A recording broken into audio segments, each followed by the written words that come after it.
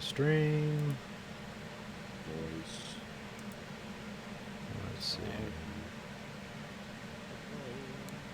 I think we're probably live, but let me check real quick. They keep changing things around, so it's like nothing's where I expect it to be. Alright. Where's the live thing? We're probably live, but hold on as I figure this shit out.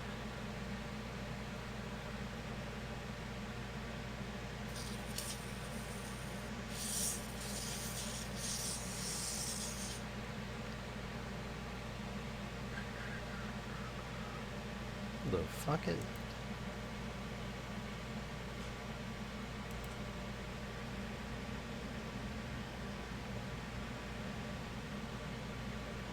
Okay, there's that. God damn it.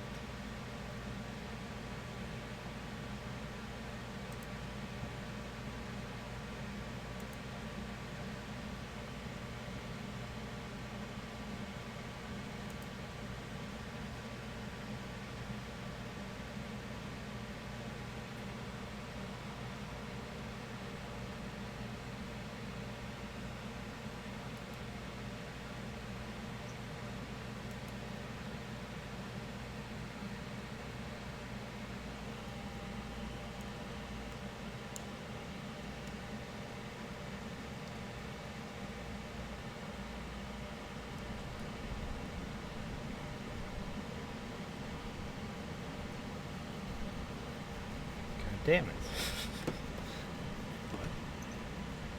Oh, there it is. Okay. Move the button. Well, there's like a way you can go live like right from the YouTube page, but we don't do that because we're going live from OBS. So I have to like go find the classic setting, which they've moved twice. Okay, we are live. So I have to like go find We're live now. classic setting. I mean, we've been live. Let me check the audio. Okay. So echo. We're live now. Everyone's streaming All right. this now. We appreciate your patience. Let me check the audio. We're good. We're good. From the industrial wastelands of Michigan to the fruited plains of Iowa, this is the American Greencast.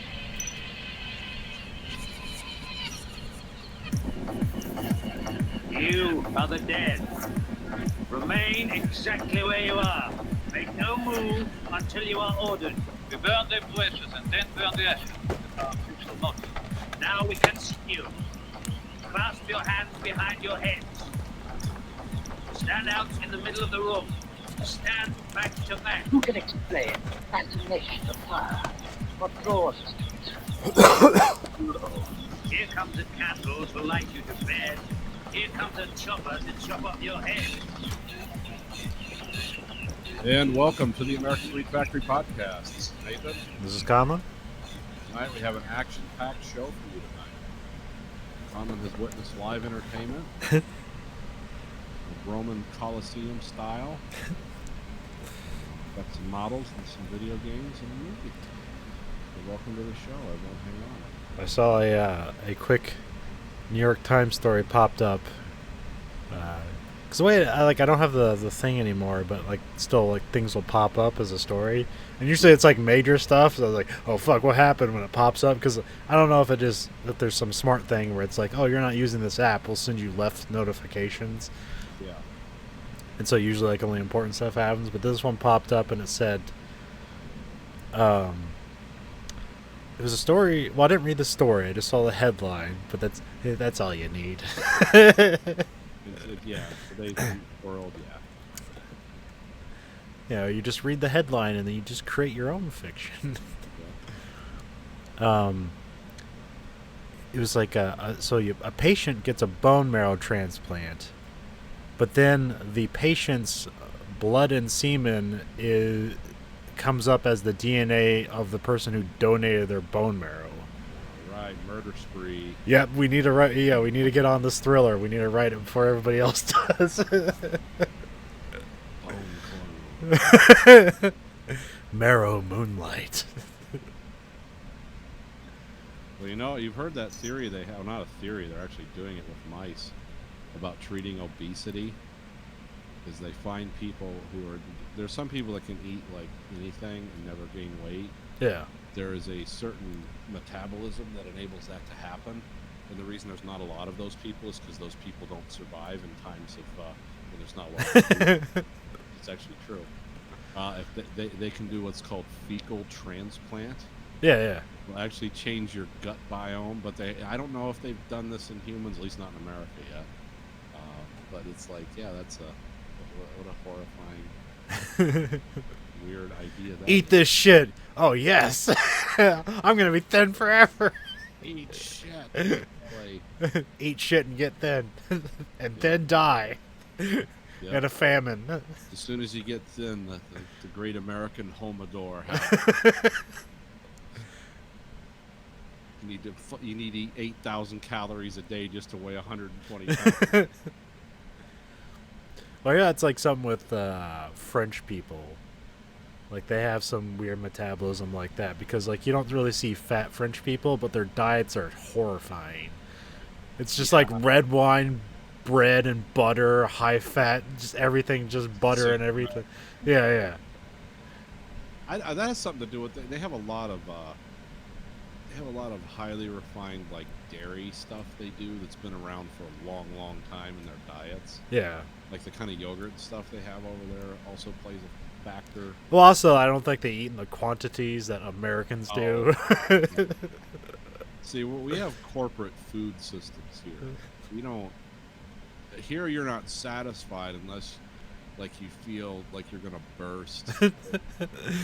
You have to know you got your money's worth, so you have to feel bad at the end. Yeah, you almost got to eat as much as that guy in Seven.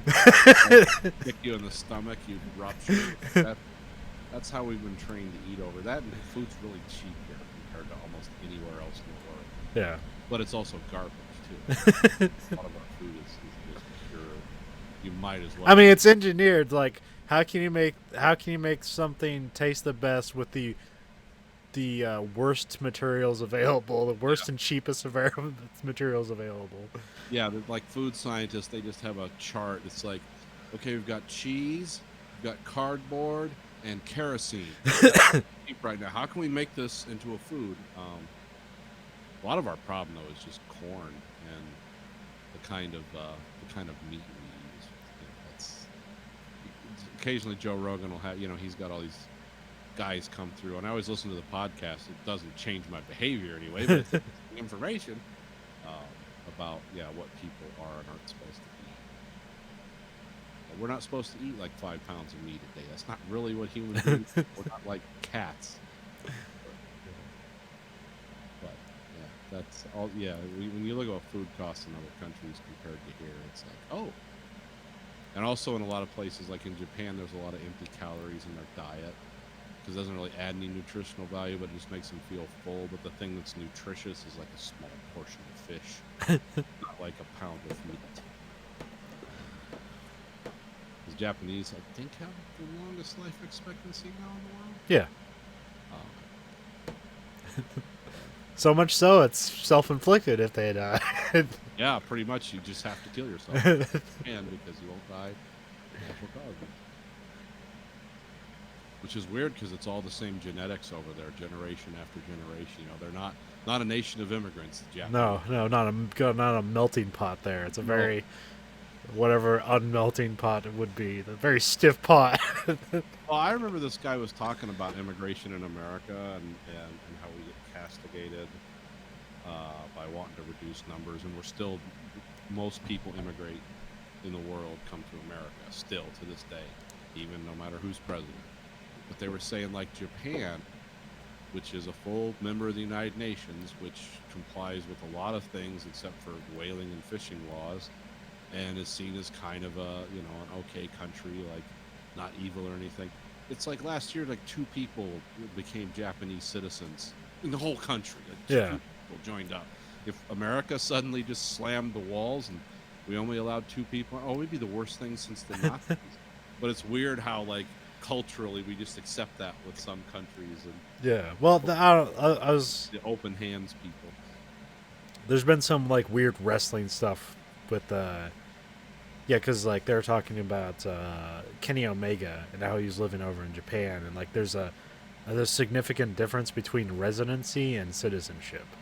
Yeah. Like they'll let you be a resident there, like fairly easily, but then at all times they can just like, hey, we don't want, because like Kenny Omega when he was in New Japan, like he was a resident of Japan. He learned how to speak Japanese and all this stuff. He really, dove headfirst in there, Yeah. and then when he left to go to AEW, it was like a couple weeks ago. There were stories about him having trouble getting into Japan. Oh. Okay. Yeah. It's like, oh, I lived here 10 years and worked here. It's like, oh, suddenly there's a problem with me being here. So, don't really know what that's about, but you can guess. Oh. And you wouldn't be far wrong. Former employer puts a word in, like, hey, maybe we shouldn't let him in the country. Yeah, because that's one thing about Japan that people just don't. They kind of say that here, like, well, America's a corporate state run by corporations. You want to see a country where you can't tell the difference between corporations and the state? Go to Japan. But it's very formalized there, just like organized crime is.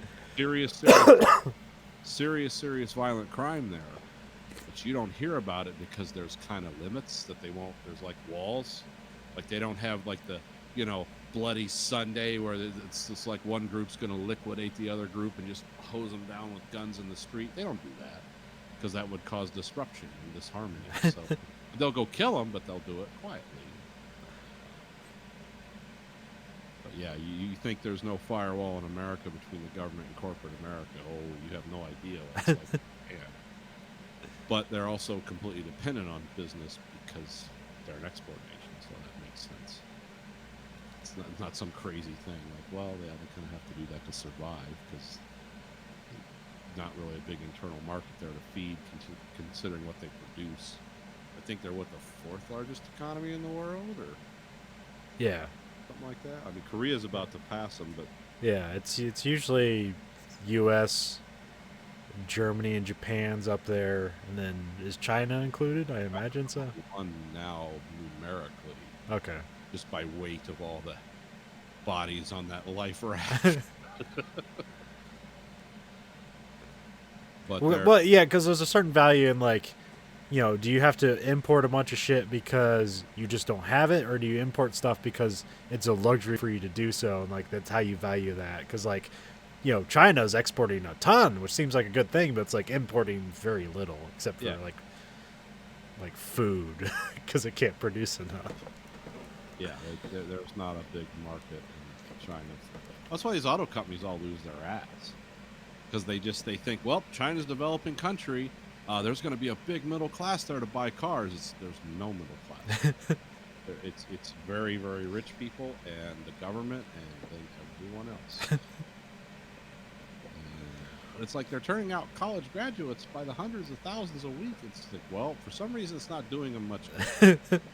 And maybe it has to do with the kind of government. You can say that out loud. Oh, we just got banned in China.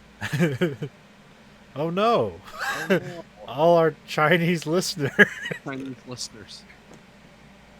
that aren't a government tap. Yeah. The government already knows about this. I still love the economy of counterfeit eggs. Like that told me everything I needed to know about China when I heard about that. It's like, yeah, this is a really they're a bright future there. I think I've told this story before, where it was easier to take sheetrock Yeah. and like gelatin, no, not gelatin, but like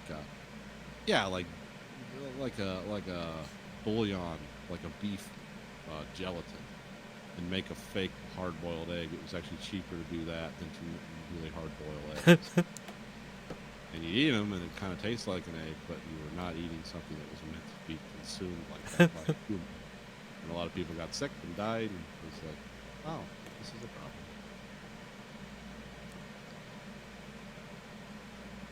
So you saw a wrestling show this week? Yeah, I went to the,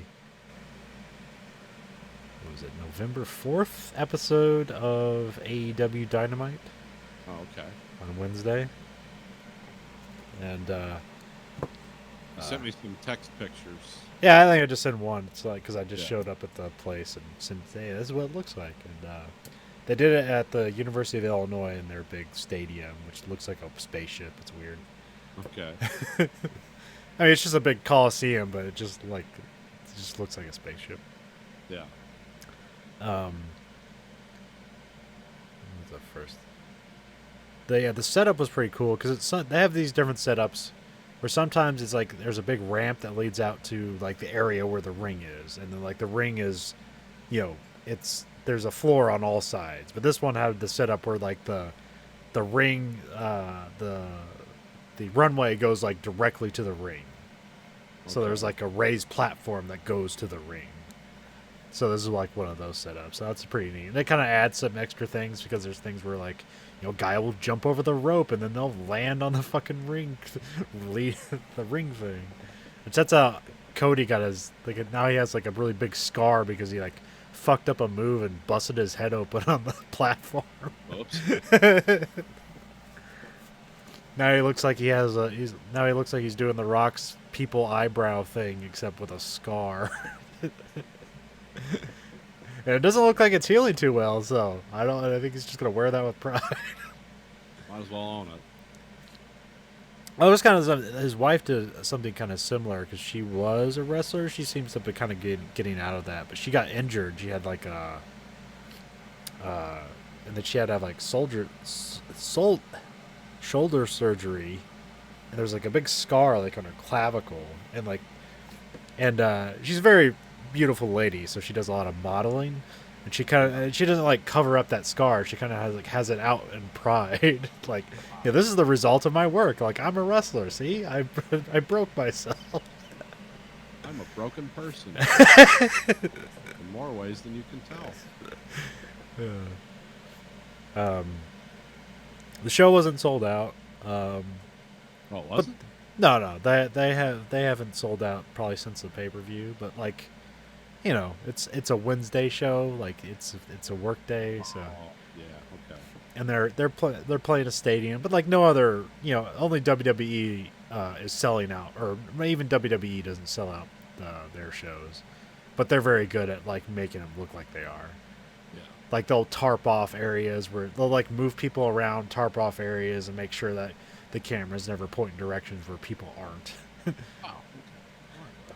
And they kind of do the same thing here, but mostly like it was mostly the places that weren't sold out, where it's just like the whole upper deck pretty much was like not sold out. Okay. Which seems like, and they're only like $20 seats, and like that seemed like a fine place to sit. So it's like, hey, you could take the family out, but it seems to be like a pretty devoted crowd. So there's not like really like local people. It's like, let's go down to this local sporting event to see what happens. And then like one of the security guards I never even heard of this. Like, is this the new hot thing in wrestling? And they're like, yeah. It's like, okay, whatever. Just so weird, like, yeah, they didn't allow bags, and I'm not sure if that's just like that place or if that just college thing in general, but you couldn't have a bag unless it was clear. Huh, okay. Or if you had a special AEW bag. So I'm not sure if that was the venue or if that was AEW necessarily, but made sense. Yeah, walk through a bunch of metal detectors and stuff like that. Oh, yeah, you can't. I mean, think of the horrible stuff that's happened, mostly in Europe. But, yeah, like, what was the woman that sang Grande? Where the guys blew themselves up, killed a bunch of people. That was in London. But, yeah. And there was also weird, like, because my seats were kind of weird. Like, it was the first, like, level of seating that wasn't on the ground. Mm-hmm. And my seat was pretty good because it was, like, in this section area where it's, like, the section kind of, like, starts to bend. So, like, I got kind of a bit more leg room where I was, but I was like directly on the side of the stage. So like I couldn't like see the people when they were making their entrance. Like you couldn't really see them because like all the shit's in the way. Okay. But you had a fine view of the ring, so that was all totally fine. And then like there was no good way to see a monitor. Like so I was like looking at they had the big monitor like at the stage area, but I could basically see like a trapezoid of video footage. Like that was what I was able to see, but they had some video stuff like up in the various rings, but like where I was there was like no good way to see it. Like there was lighting stuff in the way of the one in front of me, and then there was one directly behind me, but I wasn't going to turn around to look at that. So I was like, I'll just watch it on TV later on. Because like one thing, when you go to a wrestling event, you don't get like the commentary. Yeah. Because they don't like pipe that out to the to the venue. That would be weird. Oh yeah, I guess I never thought of it. Yeah, that would be kind of strange. Well, I mean, there's stuff like that, like at baseball games, but sometimes, usually a baseball game will have like, you'll see people that will have like little radios and they'll listen to the play-by-play like while they're watching the game. Yeah. But here, I don't think there's something like that. That'd be interesting if they did that, but I don't think there is. So yeah, but there's like a. So I was like on the hard cam side, so like whatever the camera's normally pointed, like the camera could like see me, I guess, vaguely. I don't think it did, but like so behind that, there was just a whole row of seats. There was like, and like when I bought the seat, I know those seats weren't available to buy. So I don't know what the fuck was going on there, because those were like perfectly available seats.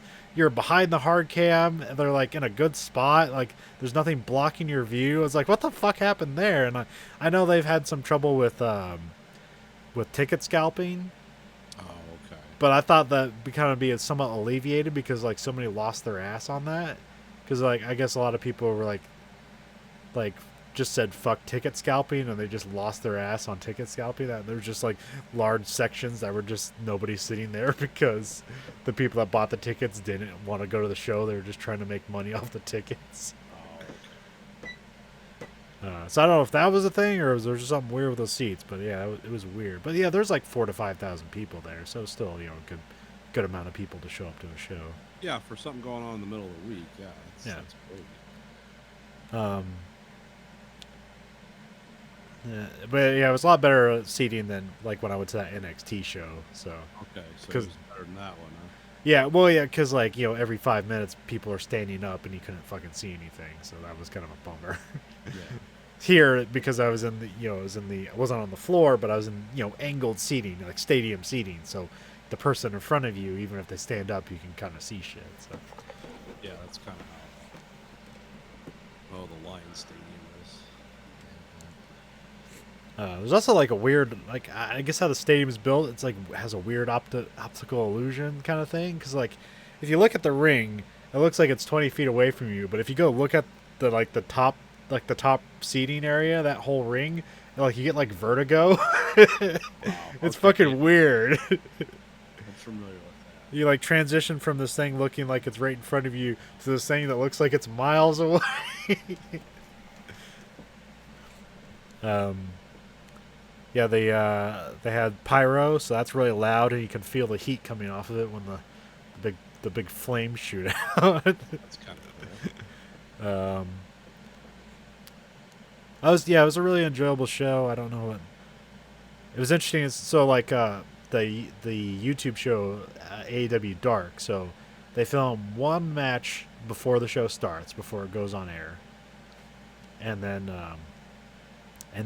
they film the show, and then there's 2 matches afterwards that are on Dark. So that's how they do the whole Dark matches. Oh, okay. And that'll be a really good episode of AEW Dark because all the Dark matches were pretty awesome. So it starts out with a 3-way match with Scorpio Sky and the Librarian and who's the third? Oh, Jimmy Havoc. Oh, okay. Jimmy Havoc likes to take staplers to people, so that's always fun. Scorpio Sky is awesome. I don't think the TV does him justice. Like, just everything he does is awesome. And because you're setting the show and like you're the camera, so you look where you want. You're always looking at Scorpio Sky because he's always doing something cool. So I don't necessarily, and they kind of give him a big push, but yeah, I don't think it's done his justice. So, and then the first official TV match was the Young Bucks and Dustin Rhodes versus Proud and Powerful and Sammy Guevara. You're not gonna know any of these people. Yeah. It was a really cool match. It was like one of those mile-a-minute Young Bucks match where it just escalated, and they kept doing like interesting, just kept topping themselves. Like, how can they top this? And like, oh look, they did. There's one where Sammy Guevara goes for like a moonsault, and one of the Young Bucks is on the ground, and Sammy Guevara was he's basically a shithead, so like he was going to live stream him doing a moonsault onto one of the Young Bucks. So he gets out his phone, and then so one of the Young Bucks is on the ground and gets out his phone, goes to do the flip. I think it was Matt Jackson quickly gets up, and Nick Jackson's there at the same time. And they kick him in the face as he's flipping. He falls to the ground. So that was really cool. Up in the danger factor there a little bit. Oh yeah. And then it had like a really cool ending that I can't even explain because it's too complicated. It was just like a Rube Goldberg of wrestling moves. Then after that, you had Trent Beretta, because of course now they're just going with Trent, so I think they're losing the Beretta part. He's just Trent. Oh, okay. Versus Ray Phoenix, he's a luchador wrestler, so he's really awesome. It was a really good match, and like it seemed like, you know, the crowd was somewhat quiet because like the first two matches were like just really energizing, so maybe we were somewhat quiet because, you know, we had expended a lot of energy. Yeah. But like all the critics mentioned that like the crowd was dead for this match, and it's like, no, we weren't. Just whatever. Do we have to be screaming constantly? yeah, it kind of seems like that, but.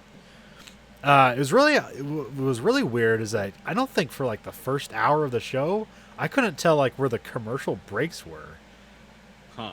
Like so I've heard like at WWE shows the lighting changes when they go to commercial, so everybody knows that that's commercial time.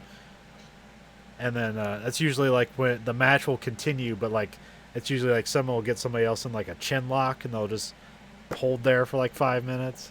Oh, okay. Or sometimes they'll like do shit in the crowd. So yeah, here it's like I couldn't tell where like the commercial breaks were happening, so they just continued the match, and like so they didn't let. But there was some times where it's like the lighting would change and there's some music playing, and like the announcer would come out and like point at signs and stuff like that. It's like, oh, we're at a commercial break. We never see this stuff. Because there's also, so like they have commercial breaks for TNT, and some of those commercial breaks are picture in picture, so some people see that. And then there's further breaks where people who aren't in America, AEW is on Fight TV for them, and they just see everything. There's just no commercials. Oh, okay. Must have to make some weird compromise between. Well, I think sometimes if there is a commercial break, that they'll cut to a screen that says like, "We'll be back, folks," or something like that. There's just no commercial; it's just dead air essentially. But there's usually something going on. Yeah. So yeah, there's a bunch of segments that like we saw that like that became viral clips later on, but they weren't the show, because there's one where Nyla Rose powerbombed a referee through a table and then powerbombed another lady on top of the referee. And then, so at the last NXT takeover show, there's like one of the top guys in NXT. His name's Adam Cole. He is, so he's dating Britt Baker, who's one of the top women of AEW. And so she was at that show watching him, and there was a part where like basically Adam Cole gets thrown off a steel cage like 20 feet into a table, and then they cut to her like doing this, like being like really concerned and stuff like that. And then like the WWE claim they didn't know, they weren't knowingly cutting to her. They just like were looking in the crowd for concerned faces, and they saw hers, and like they claim they didn't do that intentionally. But then like the commentator like, it's like, oh, that's Britt Baker, that's Adam Cole's girlfriend. And so here, I saw somebody being escorted. I'm like, oh, that's Britt Baker, but she's not like she's like in street clothes. She's not in her get up. I was like, what the fuck did they do with that? And then she just walks away. And then I see later on the whole gag was like, after the referee got put through the table, they cut to her like acting concerned. And the announcers go, that's Adam Cole's girlfriend. Okay. Just having some fun with it. Yeah. But yeah, I couldn't. Yeah, but I don't think there's no way in the audience that we could known that was going on, because like one you're not hearing the announcers. Two, you don't necessarily. So it's weird. Sometimes they'll cut to camera shots and then they'll be on those video screens, but other times they won't. But they're still recording for the television show, but they're just not like feeding that to the audience. So. Oh, okay.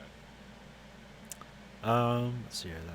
They had a really good women's match with Hikaru Shida and Chris Statlander, who's like a new hire. She's really good. Like, it's weird to say this, but it's like you have to say this like about an athlete, but it sounds weird when you're talking about a woman. She has a good size to her. Yeah. She's not like, you wouldn't say like she's fat or anything. She's just bigger and really athletic. Yeah, she's not like Amazonian. She just looks like some professional volleyball player kind of body. Yeah. Thick enough where she can do some damage, but I mean, she can do flips and shit like that. But like, so I think one thing that like maybe people like might not get excited about like when there's a women's match is just the mass involved is just less. yeah. So things just seem less impactful because you don't have 500 pounds of mass colliding with the mat. Here you have like 250 pounds. Yeah. But she like makes things sound really impactful and throws people around. Just sounds really impactful. So that's what seemed like people were really into this match, just because they were just knocking the shit out of that ring and each other. There's one part like I remember it, and like this didn't make the TV show, and I haven't seen it on the internet, so maybe it didn't make even the Fight TV thing. Like they must have been at commercial, but there's a part where they were doing like this counter pin thing where it's like, they pin the one person and then like they roll over and now the other person's being pinned. Yeah. But like they did this thing where they're basically like they're doing that, but like rolling in a circle around the ring for like half a minute. And I never found like a clip of it anywhere. It was like, oh, I guess that just didn't make TV. Huh. But it was kind of like a fun moment. Interesting. Yeah. And another interesting about Chris Statlander is that apparently she was gonna sign with WWE. Like they were really interested in her, but they like somebody forgot to send her the paperwork, and so in the meantime she got herself booked on AEW, and then they hired her. Yep. An intern got fired.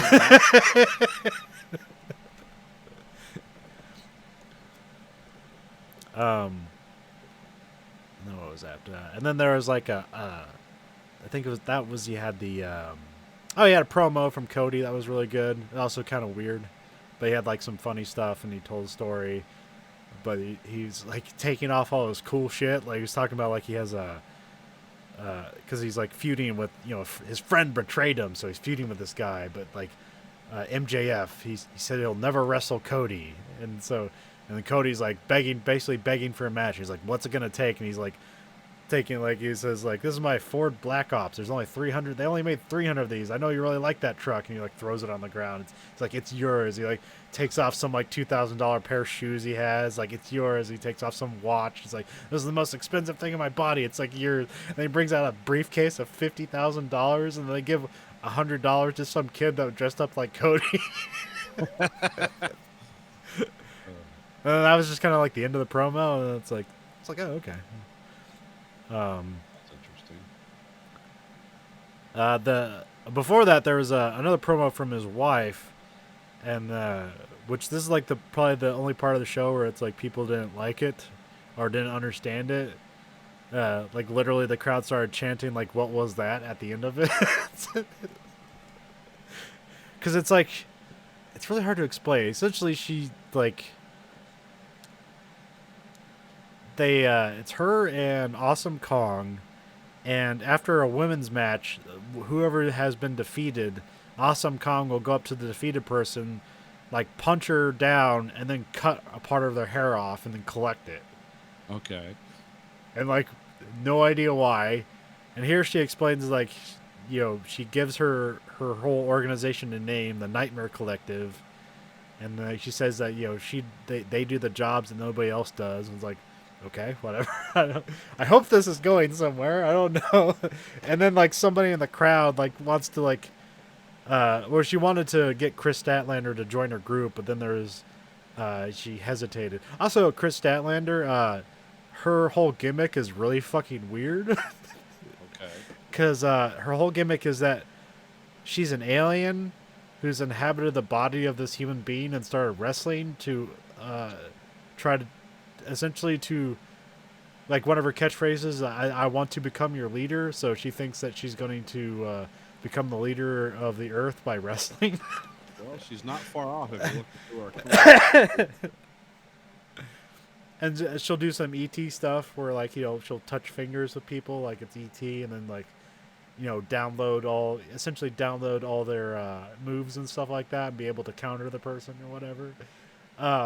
That's a really weird vibe. So that stuff works in, you know, indie shows where you can basically play it up for humor. Here, they have not played that up, that's her character, that's what's going on. Like, they just kind of like, here's a cool wrestling match. They don't explain like she's an alien. Haven't quite worked prime time yet.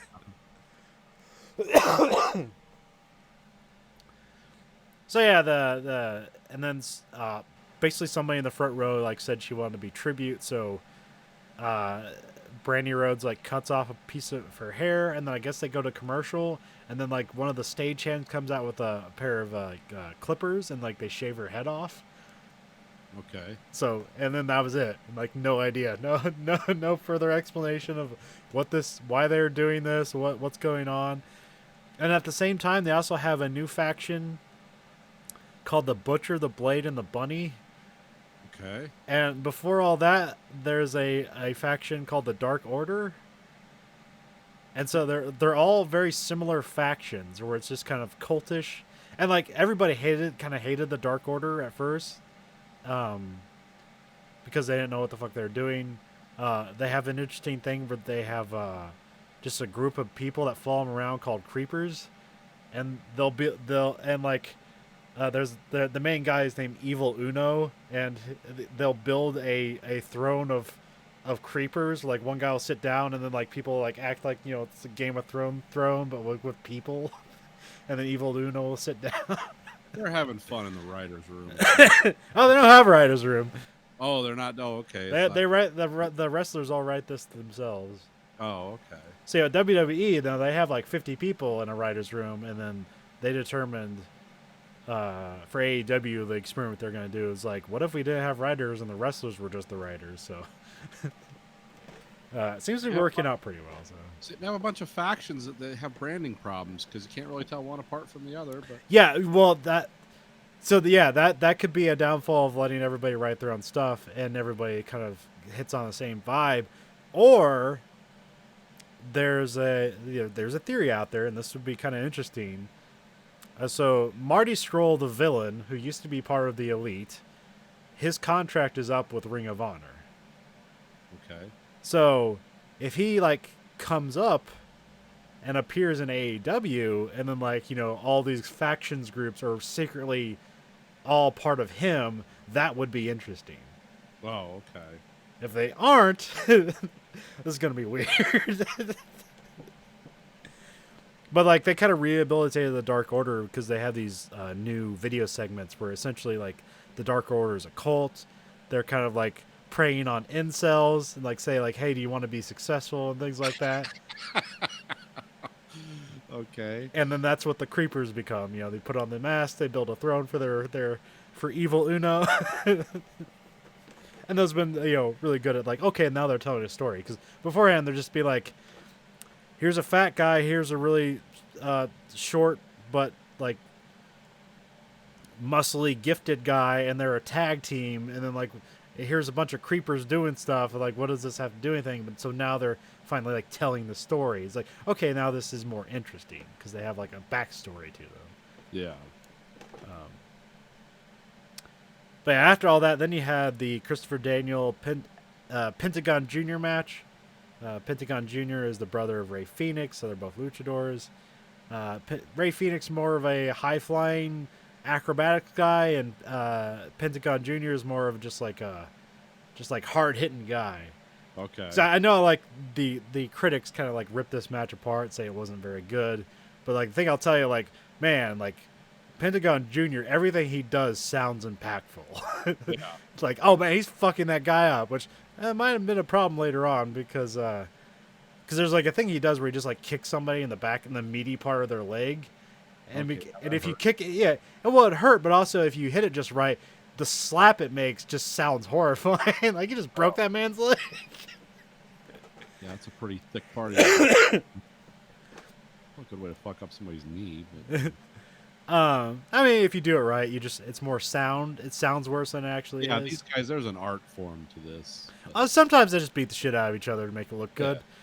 But they blend the line, and that's hard to tell. So they do a good job with that.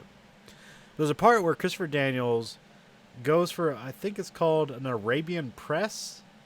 It's kind of you kind of like jump up and kind of put your feet on the ropes, and then just kind of like, and then you kind of fulcrum off the ropes and do a flip and land on the guy. And he goes to do that, and he basically just like falls on his face. Huh. And it just like came off as really sad and weird, because this is like the oldest guy. Like, well, he's 49, so this is kind of the twilight of his career. So it's like the first time I've seen him, and he's in a tag team, and he does a lot of trios match. So he kind of like hide, his and it was a guy known for doing a lot of flippy stuff. So this kind of just seemed kind of sad. It was like, oh, is his career over? Can he not do what he used to anymore, or is this just a one-time thing that looked really weird? So yeah, that was fucking weird, because it was just like, what, did they mean to do that? Did we just see an error? Yeah, but like he didn't like try to do it again. Like I think maybe he like fucked it up and sold it as like, oh man, that hurt, or he just was actually hurt. Yeah. Because basically, he like goes up, puts his feet on the ropes, and then just falls right on his face. Now, when you're seeing these live shows, I know it's televised on TV where it's pretty close, but do you ever see any like stuff that like these guys are communicating with each other, or they have it pretty well worked out? It depends, but like I know that stuff happens, but like I didn't notice it at all. Okay. Usually that stuff is communicated. Well, that's why you have the referee there. Right. So sometimes a lot of that communication is done between the referee. Because you'll see something like I guess like referees have to like pantomime a lot of stuff to like hide this. You'll see them like go to talk to somebody, and they'll be like, "What's going on? Stop doing that!" But really, saying it's like, "We got 5 minutes left. You better hurry it up." You're a lip reader. Yeah. Oh. And then what was the? Oh yeah, the main match was Joey Janela versus Jon Moxley, which was really good. So. Oh, okay. Where I was sitting, I missed one of the biggest parts, because it was like the other side of the ring. You couldn't really see it, because the ring was blocking itself essentially. And there's a part where like Joey Janela goes to the top rope, and he just like leaps against Jon Moxley, and they fall through a tape. The ring announcers, or the ring announcers, where they put the bell. You have the bell, and it's on a table, so they fall through all that stuff. And like I didn't see that at all, but when I watched it later on, it's like, oh, that's what happens. Okay, that's what people are reacting to. But yeah, it was a really good show. It was only mildly, the crowd was only it was only mildly irritating in the beginning, and then became more so at the end because they were distracting. There was a couple of kids, probably like 9 or 7 behind me, that were just like, who are, I don't even know whether they seem to be like WWE fans that were like trolling AEW. Oh, okay. Trying that out, huh? And like it was just surrounded by people who were like confused, and like, you know what strangers really love is to be corrected by other strangers. So of course I just like shut the fuck up, and I didn't bother correcting anybody or anything like that. Yeah. Because you know people love that. Yep. Well, you know, actually, you're wrong about that. Fuck you. Okay. All right, I give up. Because like one of the kids kept calling John Moxley Dean Ambrose, because in WWE he was Dean Ambrose, and he was like, "Dad, people call him John Moxley, but he's really Dean Ambrose." And like, I was like, "Well, actually, in his indie days, he's known as John Moxley, and WWE and Dean Ambrose is his WWE slave name, so he got rid of that, and he's John Moxley." Like, no, but that's too long an explanation, and the kid wouldn't care anyways. Just give you a weird look. And there was some guy that was dressed up as Macho Man Randy Savage, and he did an impression of him. So whenever he was bored, he decided to do his Macho Man Randy Savage impression. So a lot of people that I like. yeah. So there's definitely like people there. There's a crowd, and like people trying to win attention away from the event they paid to see. It's like, but Yeah. Strange concept. But that's crowds in general. But so Yeah. at least they're participating. That's what you want, rather than just a completely disengaged, bored crowd. That's terrible too. Just trying to start fires. and stuff. Because that's why I feel like I always feel bad going to a live event, because I'm not yelling and screaming. I'm basically like, I just clap at things, and like I really enjoy it, but like I'm not like I'm not like an audience participating. I'm not becoming the fifth character in the event at the night. Yeah, I'm exactly like that too. I don't stand up and applaud at the end of movies. Sometimes I'll laugh if stuff's funny, but by and large, it's like, yeah, this is interesting. I'm engaged with what you're saying and doing, but I'm not like emoting, and my life isn't in some dramatic, fundamental way. Because I remember, like, and I guess the crowd just really loved him, but like at the end, or the last match was the dark match with Kenny Omega. When Kenny Omega came out, like everybody got to their feet, and I'm like, it's his fucking entrance. Like, get to your feet when you see something like crazy about to happen, sure, but this is his entrance. Like, you've seen this 9 times. Nothing new's gonna happen. People engage in weird ways. But that's what you want. You want that audience engagement. Like, it's really important to a wrestling show sometimes for the audience to save it, because sometimes an audience can save a show. Yeah. And sometimes they can hijack it and make it terrible. So We're more like the fans in Japan. yeah. We sit there quiet, like, we're enjoying this. But we're not freaking out and doing backflips and dressed as our favorite characters, or Well, they'll do that too, but they're in general. yeah. There's like there's like rules, I think. Like, okay, this show go crazy, but this show. Well, there's like a build to every match. They know it's like start slow, and then at the end, like, be yelling your head off or whatever. Yeah. It's like okay, they're helping build their entertainment, but they all like know their role or whatever, or there's a specific tone to how they do it. But yeah, I'm glad I went and saw it. I definitely wanted to get in and see it now in case like this whole wrestling thing just collapses, and it would be sad to like see them next year like in a building with 100 people. Breaking fluorescent light bulb. It's like, oh, this really went downhill. But yeah, so I wanted to see it like while everything was good. I don't anticipate them failing anytime soon, but like and also reading into the ratings too much. Like, it's like, are these good ratings? Like, does TV suck in general? Like, it's like, is everything failing? Or like, I don't know. It's a weird time. Yeah. It's a weird time for a lot of things. There's no long-term planning going on, I'll tell you that. Everything's like, well, what are we doing this month? What the hell? What are they doing a really good job selling? Fuck, I forget. Slurpees? No, it was like, I think they were at the State Farm Center, I think, and I think they kept mentioning like State Farm, like our partners at State Farm is like, they have to be selling this to advertisers. They're like, look, we're doing internal advertising. This will exist forever as an advertisement.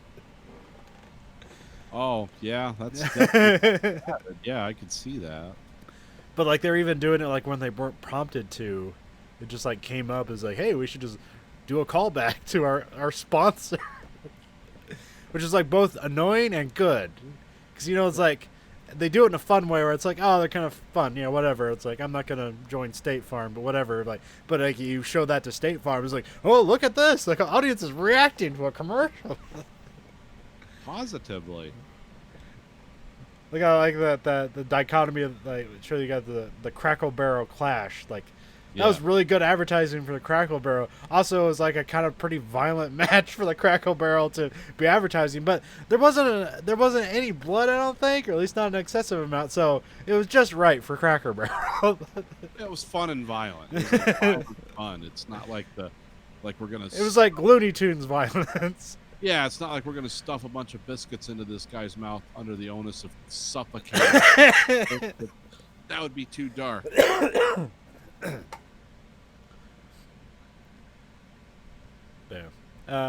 Yeah, it was really good to see it live, and then be interested to see what they're doing with everything, because they don't have a pay-per-view for like another 3 months. Okay. So, yeah, well, it's just be interesting to see how they build the story. We'll be doing a lot of development in those 3 months. I think. Yeah. This is where we are. This is where we want to be. Get us there. Well, they're gonna get like 2 weeks off, so they're not gonna have a show the week of Christmas, and then they're not gonna have a show the next week for like New Year's or whatever. So they'll get so everyone's getting 2 weeks off, and they'll come back in January, and I think there's gonna be a pay-per-view in February, and then interesting to see where these stories go, because there's like some things like this could be good, but this also could be terrible. Like so far, I'd say like these, I trust in their abilities. I want to see where this is going. Even the Nightmare Collective stuff, which seemed very bad and confusing at the time, is like if it goes somewhere, then it's totally fine that it was bad and confusing right now. Yeah. You know, the women's division is in an upward swing because it's kind of been like, you know, somewhat down because they, you know, a lot of their talent is very young and inexperienced. Yeah. But that's really every women's division, because there's not a relatively new thing. So. Well, also there's a glass ceiling with a lot of there's not like veteran women's wrestlers. No. Like the top guys in WWE, like they're in their mid to late 30s, early 40s. The top women are like, it's like late 20s, early 30s. Yeah. So they just they just don't have that, you know, an extra 10 years of experience to like to work on and stuff like that, and it's you want to see bias, like show anybody as a women's wrestling match, and suddenly you'll find like every mistake that there can be in a wrestling match, and like it's like, well, it's like, is it actually that bad, or is there some weird bias you have when you watch women's wrestling? I'm sure there's a lot of that. So because I can catch myself like doing that, and I have to be like, I have to like rethink this, because like I can just find myself like finding mistakes where I wouldn't in like a men's match for some reason. But there also seems to be a lot of women's division. It's like they're trying to play up the athleticism and in-ring work, and then they just do almost nothing with like character work. Yeah. That's kind of like everywhere. I mean, it's a lot in NXT and WWE. They do a really good job of it. But that's also like top talent getting good pay to do that. So. Yeah, that's where it comes in. It's like, oh, we like these plucky other groups, but if you really want to see professionals, top tier marketing and strategy, yeah, that's what it is. It's not Yeah. always the best, but when it's good, it's the best there is. But the NXT Women's Division right now is probably like one of the best things on NXT right now. Because also NXT is really good. They had a really good pay-per-view. Because I know I canceled my WWE pay-per-view and I said like I've never seen a good Survivor Series, but I was like, oh wait, there's gonna be a NXT takeover. It's like fuck. I had to sign back up and watch that, and it was, it was a great takeover. I could have gone to that show. I didn't. I should have, but oh well. Because it was also in Chicago. They did War Games there, and War Games, that's when they have 2 rings back to back, and then it's all covered in a giant steel cage. Nice. So they did 2 War Games matches, a women's one for the first time, then a men's one, and the women's one was like excellent. There's like, so like the way the match works is like 2 people start in the ring, and they just start beating the shit out of each other, because the match doesn't officially start till everybody's in the ring. It's kind of it's a weird thing. So like every like 5 minutes, one person from one team is let into the cage, and then once everybody is in, then the match officially starts. And like the point is like, let's beat the shit out of our opponents, so when the match actually starts, we can just end this thing quickly. Yeah, you can do it's like game on. Yeah. Free fire zone until everyone's in. So we try to injure people as badly. Yeah, and also because there's only like one from one team at a time every 5 minutes, that means there's going to be disadvantages like out on occasion. So it's like, oh, it's 2-on-1, now beat the shit out of them. Work on their legs so they can't stand anymore. So there's a good one there where there was one of the team members got assaulted backstage and they couldn't make it to the show, so they got replaced by this one teammate, and she's known as a good character. It's Dakota Kai, and then everybody knows her as a plucky, fun-loving girl, and she just got back from injury, and then and she was originally on the team, but then she got replaced by Mia Yim, and then mysteriously Mia Yim can't make it to, and then she's friends with Tegan Knox, and they both had knee replacement surgery recently, so Tegan Knox has 2 knee braces, but Dakota Kai just has 1. And they're teammates, and then all of a sudden Dakota Kai gets let out of the cage, and she's going to go fight with her team, and then decides to, I'm gonna beat the shit out of Tegan Knox, my friend, and totally fuck over my team. So that was really good. And the good guys end up winning anyways, even though they had a disadvantage. Even though they had a Benedict Arnold. Rhea Ripley handcuffed herself to Shayna Baszler, and then ended up doing a move or slammed her through the chair while she was handcuffed to her. And that was the end of the match. Oh, that sounds frighteningly dangerous. Got to work that one out. Good way to snap someone's wrist. Yeah. That Takeover was really good. Survivor Series was really good. The Survivor Series usually has a lot of brand warfare, so it was a lot of SmackDown versus Raw. Okay. But this one they threw NXT in the mix, so it was SmackDown versus Raw versus NXT, and basically they had NXT essentially win almost every match. So it was just they just gave everybody a feel good time. Everyone gets to win once. And remember, so Vince McMahon doesn't watch NXT. Okay. So he doesn't know who any of these people are. And so I'm wondering how many people are going to get called up, because nobody in the crowd was cheering for Raw or SmackDown. People were only cheering for NXT. And so I wonder it seems that Vince McMahon is really high on right now is Keith Lee. So he really likes Keith Lee, so we'll see how long he stays in NXT. He's one of the guys. He's like a 330-pound guy that's really athletic. Oh, okay. Those scary guys. Yeah. He's what they call him, a super featherweight. Yeah. He's basically a guy. He's a football player who can basically do luchador stuff. Yeah, those guys are frightening. Yeah. So apparently he's very high on him right now. So we'll see what happens there. with him. So why doesn't Vince McMahon watch NXT? He's busy. Oh, okay, yeah, he's probably got a lot of shit going on. Well, it's like he doesn't watch any. So like, it's not like Vince McMahon only watches his wrestling. The show he puts on, the wrestling that happens while he's making the show. That's the only wrestling he sees. Oh, okay. So he's not watching NXT. He trusts Triple H to do that stuff, and he doesn't watch any competition because like, he's the most successful promoter of all time. Why would he bother to care what everybody else is doing? Because they're not beating him. That's true. So, but because Vince was there and he saw all these NXT people, like all these chants and people being happy, and it's like where the fuck was this guy? It's like, well, we've been paying him the whole time. He's under our employee. It's like, oh, we should call him up and really fuck up his push.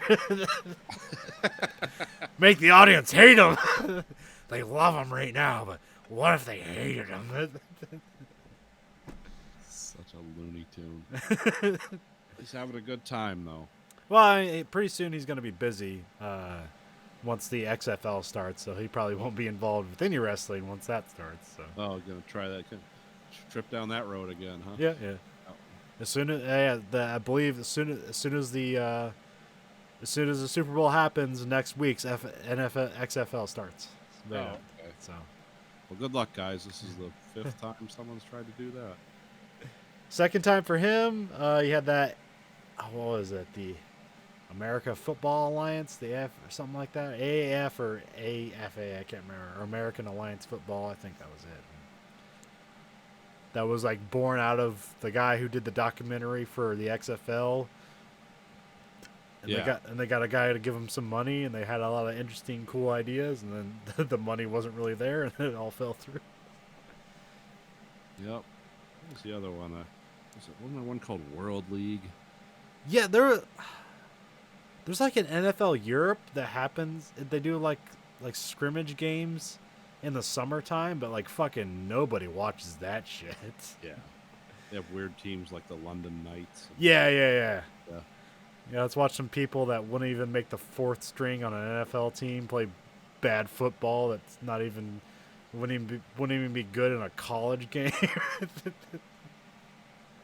Yeah, it's a lot of exciting plays. Well, there's no offense or defense, so we don't know what's going to happen. But, Like 1,000 rushing yards in 2 games. It's like, oh, this is amazing. I think it's usually like so we got 3 running backs. Like we're all going to give them the ball, and then like somebody gets injured, and another guy just is too awkward, and and then there's like 20 people in the stands. It's like, oh, this is a good investment. Yeah, glad I put my $20 million in this. Yeah, that's the thing. It's like when you're not having like top talent, it's like then you gotta like turn up the gimmicks. But here it's just regular ass football. But like that's where you got like arena football is interesting because it's like top tier gimmicks. Yeah, it's like there's no out of bounds. It's a fucking hockey rink with football in it. Yeah, just guys running around on I think it's a 50-yard field or something. Yeah, it's shorter. Yeah. But super high scoring. But yeah. There's a new model this week. What'd you get this time? More Cold War stuff? No, this is World War II stuff. These are tanks that never existed. This was part of the German. Somebody found weird blueprints at the end of World War II. This is those what if tanks. This is called the Waffenträger Off E100, which was basically a 128 millimeter cannon mounted on a giant tank chassis, which actually just never made it off the drawing board. This was part of that German drive to like, let's put giant anti-aircraft and naval artillery on a tank. Yeah. It never worked because they can't cross bridges and they're big, slow-moving targets, and you just bomb the shit out of them. Because we had air superiority. A lot of people forget that. And, but yeah, this is one of those things with the oversized, ridiculous. Here's the barrel. Like, that's how long. The Jesus. 1/35th scale. It's a Just- metal barrel too. Just looks like a naval gun mounted on a Yeah. tank. What's it called? 128 millimeter squeeze bore. Which is a way of I forget. It's like gas capture. They had squeeze bore anti-tank guns that guys carried. Germans carried them. They were quite effective, but it took a big man to handle them. Basically firing a shell bigger than a 50 caliber shell, but it was just an anti-tank rifle, which worked pretty good on our tanks, not so much on the German ones. So yeah, this is going to probably be expand into a diorama of people, just a mini diorama. We got some buildings and some, just some guys standing around while this thing's firing. Everyone confused. What is that thing? We're terrified. Yeah. So yeah, but this is part of this is the what if. This is the first time I've built one by this company. This is called Amusing Hobby out of Japan, which is actually was pretty well done as far as assembly and everything goes, because it has a real complicated gun assembly. Because this was a real gun, but it was mainly used as a fixed defense and anti-aircraft type gun. Yeah. So they actually modeled it, because this is one of the first ones with an automatic loading system, which was fairly innovative at that time. Now it's pretty much standard. But you just loaded shells in a hopper, and it would, slide one in and kick one out. And it was never put on a tank chassis, but it was theorized that it could be done. But then the weird thing is they put this big shroud over it that you're supposed to glue down, and you can't see the gun. So I'm going to be doing some magnet work to so you can take the shroud off. And because I also made didn't come with figures, but it has 2 operator seats for guys shooting the gun. So I took my saw out and I made 2 standing guys into sitting guys that can operate the gun. And then I got a bunch of, I have all kinds of extra soldiers in German field uniforms sitting around. So that's what's going to happen with that. That'll be months. It'll be a lot of work to get it to that level. So how big's the what if line? Well, they have the AUF E100 series was what they have, the Jagdpanther 188. They're just giant tanks. Oh, is this all German what if stuff? Did Yeah. they have American what if stuff or whatever? No, we didn't have a lot of what if. We had a lot of. We gotta ship this in a boat, make it small and reliable. We had a lot of practical solutions to problems that maybe it wasn't as sexy as the German stuff, but it always worked. It's just like the what was the gun? It wasn't really the Thompson. Like the Tommy gun kind of became an iconic weapon. That was designed in like 1918. Yeah. And it was marketed to civilians as a ranch gun because it fired, pistol round, and it was very heavy, so it was pretty accurate. But yeah, it was a really simple gun to make, and like all of our guns, the Garand was a kind of innovative because it was like a semi-automatic deer hunting rifle. It was Yes.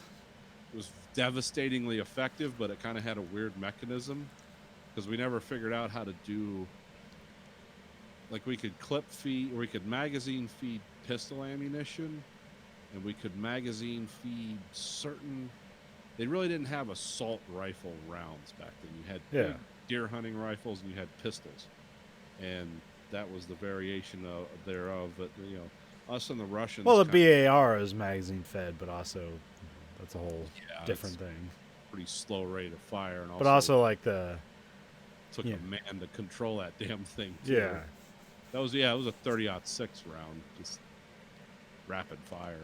I forget, there was I was watching various videos and they talk about like the compromises of the Garand, but because it was like really really accurate for a semi-auto rifle, but also like the sights on it were like probably the best out of all the rifles in World War II. Very intuitive. Yeah. It's like in radar, they call it look down, shoot down. It's kind of the same. It's like you knew when you were looking right, you knew right where it was going. Yeah. You didn't have to move the front sight down a little low and then you're on the target. No, the Garand was always. I shot one once. Yeah. They're heavy. They're beefy guns. Yeah, yeah. And they have some punch to them. I mean, you can tell. But yeah, and they also that was the M14 essentially became that, but it's like let's put a magazine in it, but Yeah. which had its own compromise. Oh, make it full auto. It's like, well, shit. Hang on. Now it's a BAR again. Hold on tight. Yeah, but those were. Yeah, that's what the in range guys and Forgotten Weapons talk about, like how like those large caliber rifles, like that's actually a battle rifle, and the term assault rifle is really meant for an intermediate cartridge rifle like the M16 and Yeah. whatever the Russian with the 5.45 or whatever that thing is. That's like an intermediate cartridge that they use. Yeah, that's because really the first assault rifle was a German. What's that called? Sturmgewehr. Yeah, that's it. Yeah. Yeah, that actually was where the term assault rifle came from. But the Sturmgewehrs were innovative for their time, but like a lot of German things, it was like, well, you got to really keep on top of this. You got to really, because I think the guy was doing a thing on those, like the magazine tabs with bin, changed them out really fast, and it just feed. And then you're just out on the battlefield, and there weren't a lot of those in Serbia. No. They weren't widely available because I think they were originally designed as a paratrooper's rifle. Yeah.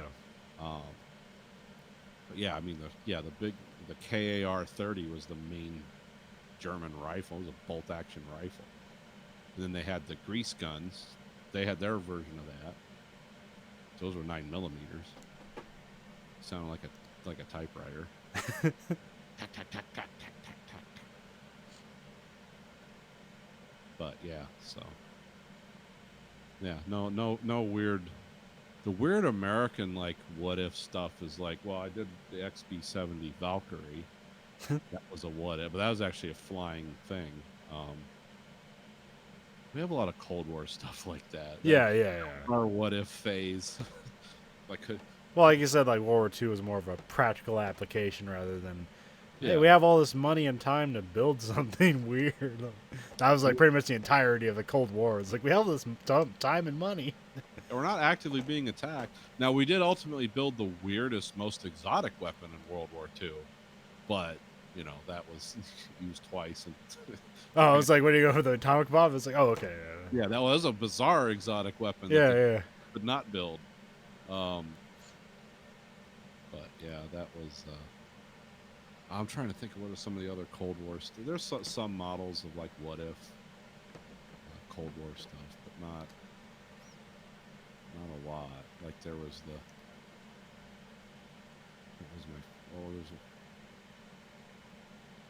there was a missile that we were working on because this was before the Peacekeeper, which was the largest missile we had.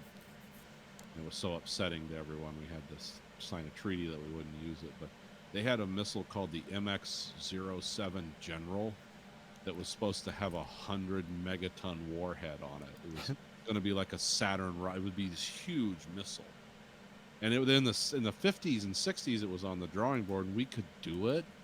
But it's like, what possibly could we do? How many of these would we have siloed up and ready to go? That's twice the size of a Tsar bomb. And where are we going to shoot them? And for what reason?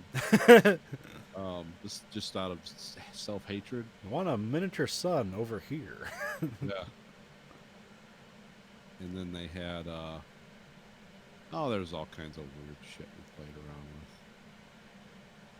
What was the one model they had? Oh, the tank that could be dropped out of aircraft during the Vietnam War. Very light armored tank. It's called the M7 Sheridan. It was a really light armored tank. I mean, that was actually something that went into production. It was terrible. Didn't work very well, but didn't like the jungle. Didn't have enough power. Didn't have any armor. So it was more like it was classified as a tank, but I think scout vehicles were better armed. Yeah, they had some weird stuff. British had a lot of weird stuff in World War II. There's a new model coming out of the the Churchill tank in World War II. They have the crocodile version of it, which was just a flame-throwing tank, but it carried the flame packs, the fuel behind it in a buggy. Shoot like a long. Because the problem with flame-throwing anything is you got about 3 minutes, and then you got to refuel. Not the crocodile. It had giant tanks externally behind it. So if you hit them, they'd just explode, but wouldn't kill everyone. Yeah.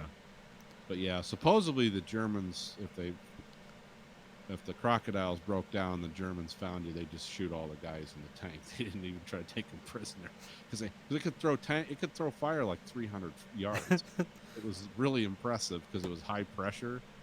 But that was the British bunker buster. When they came up to those fortifications, they just sent in a crocodile and hosed the area down with napalm, and everyone would get out or die. So they had that, and there's a few other weird plans. Yeah, we didn't. The thing about the Germans in World War II, those have been like the boogeymen of the last 85 years. I mean, think of all the video games and movies and stuff where the Germans are like, it's like we're fighting people from space. Yeah. And the reality was, yeah, we all roughly had the same level of technology. The Germans had some innovative stuff, but not a lot of it because they were constantly being bombed. So it was kind of hard to keep innovating when you're being assaulted from all four directions.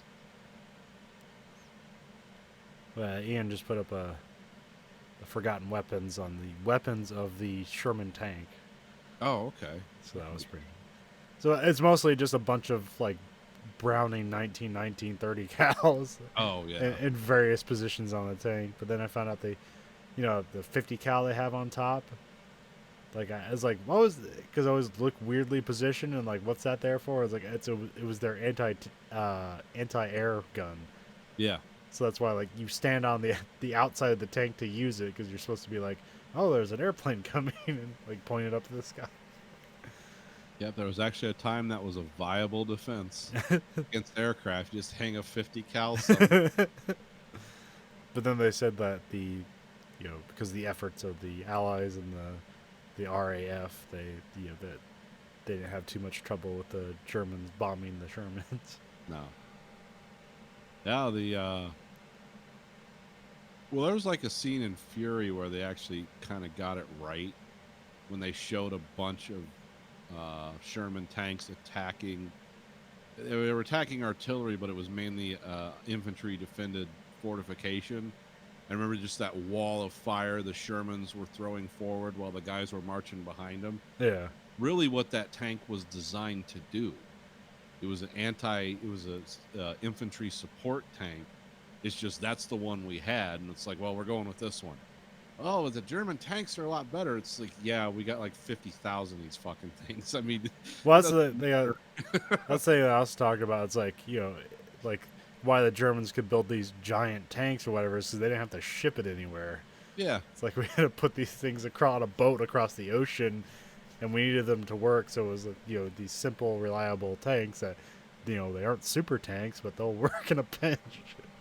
Well, the closest people came to like super tanks were like the Russians. Like it was just quantity, but that T-34 was so simple, and they got the gun right and everything. It was a good balanced tank. It wasn't the best tank of World War II, but they had a lot of them and they worked. Yeah, they could go head to head with some of the best stuff the Germans had.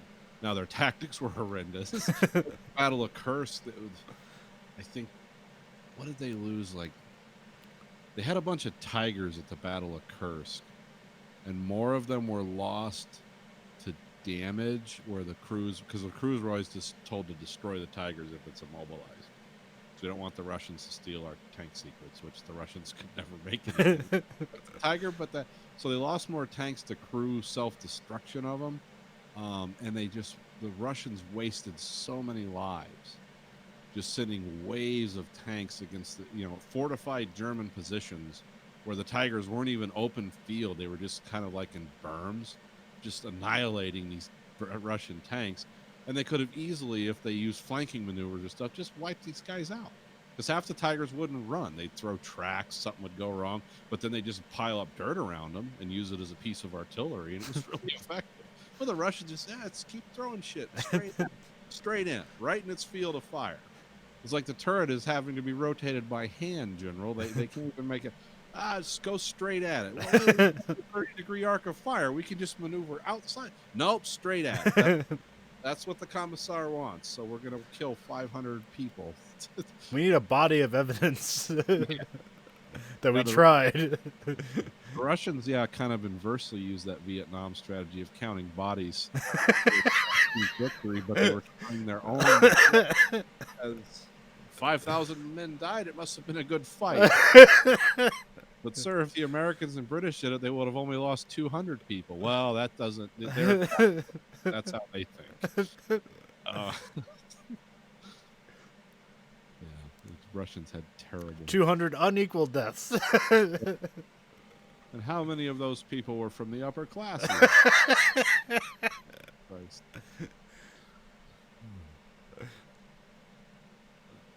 That's a strange war. It's fought in a very strange time. I mean, all wars are strange, but that one just went on for so long, and so many millions of people died needlessly, horribly, and really it didn't accomplish anything. None of the goals that were set out at the beginning of World War. The British wanted to preserve the empire. The Germans wanted greater hegemony. What did they end up with? The Russians and Americans running things. Not what anyone who started that war wanted. And all the British stuff gets sent back to the people they conquered. Yeah. And then everything, that problem now is stemmed from that. Yeah. Yeah, all the problems we have now, it's like, we're going to end colonialism and usher in a new era of... No, what? not saying that continued colonialism would made everything fine. No, but these are the conflicts that happen after colonialism. Yeah. So we're going to go from colonialism to terrorism? Okay. Oh, wait, I didn't say that out loud. But, yeah, that's that. So we watched a movie, a Netflix original,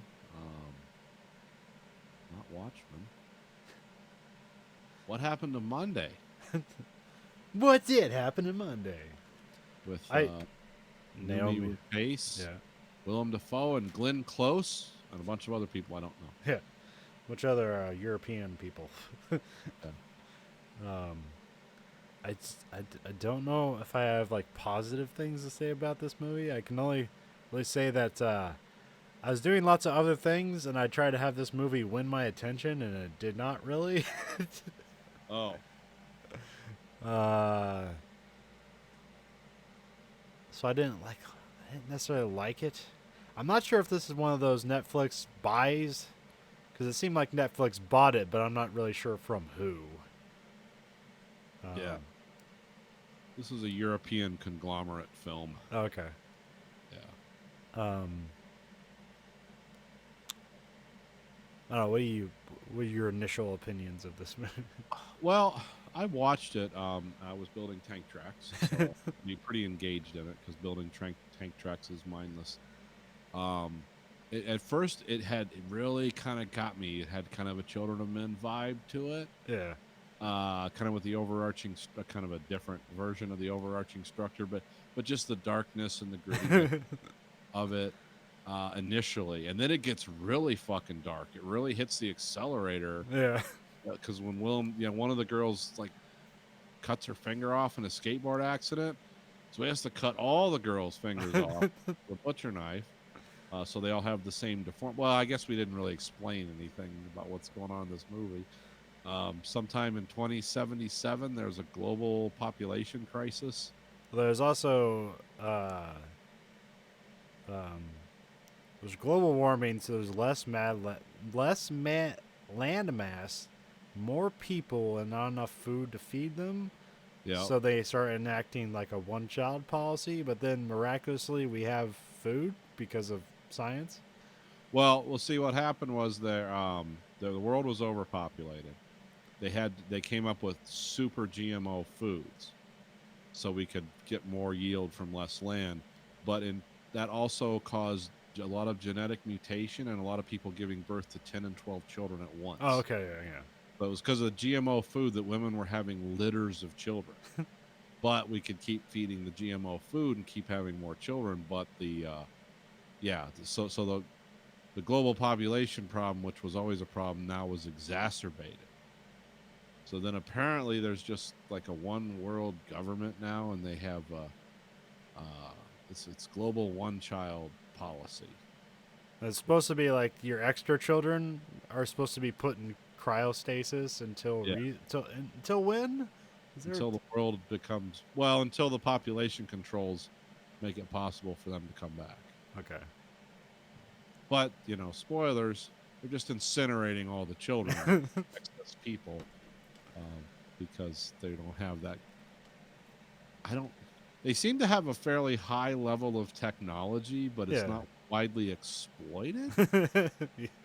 And because every street scene just looks like downtown Bombay. Like there's just hundreds and thousands of people even on the sidewalk.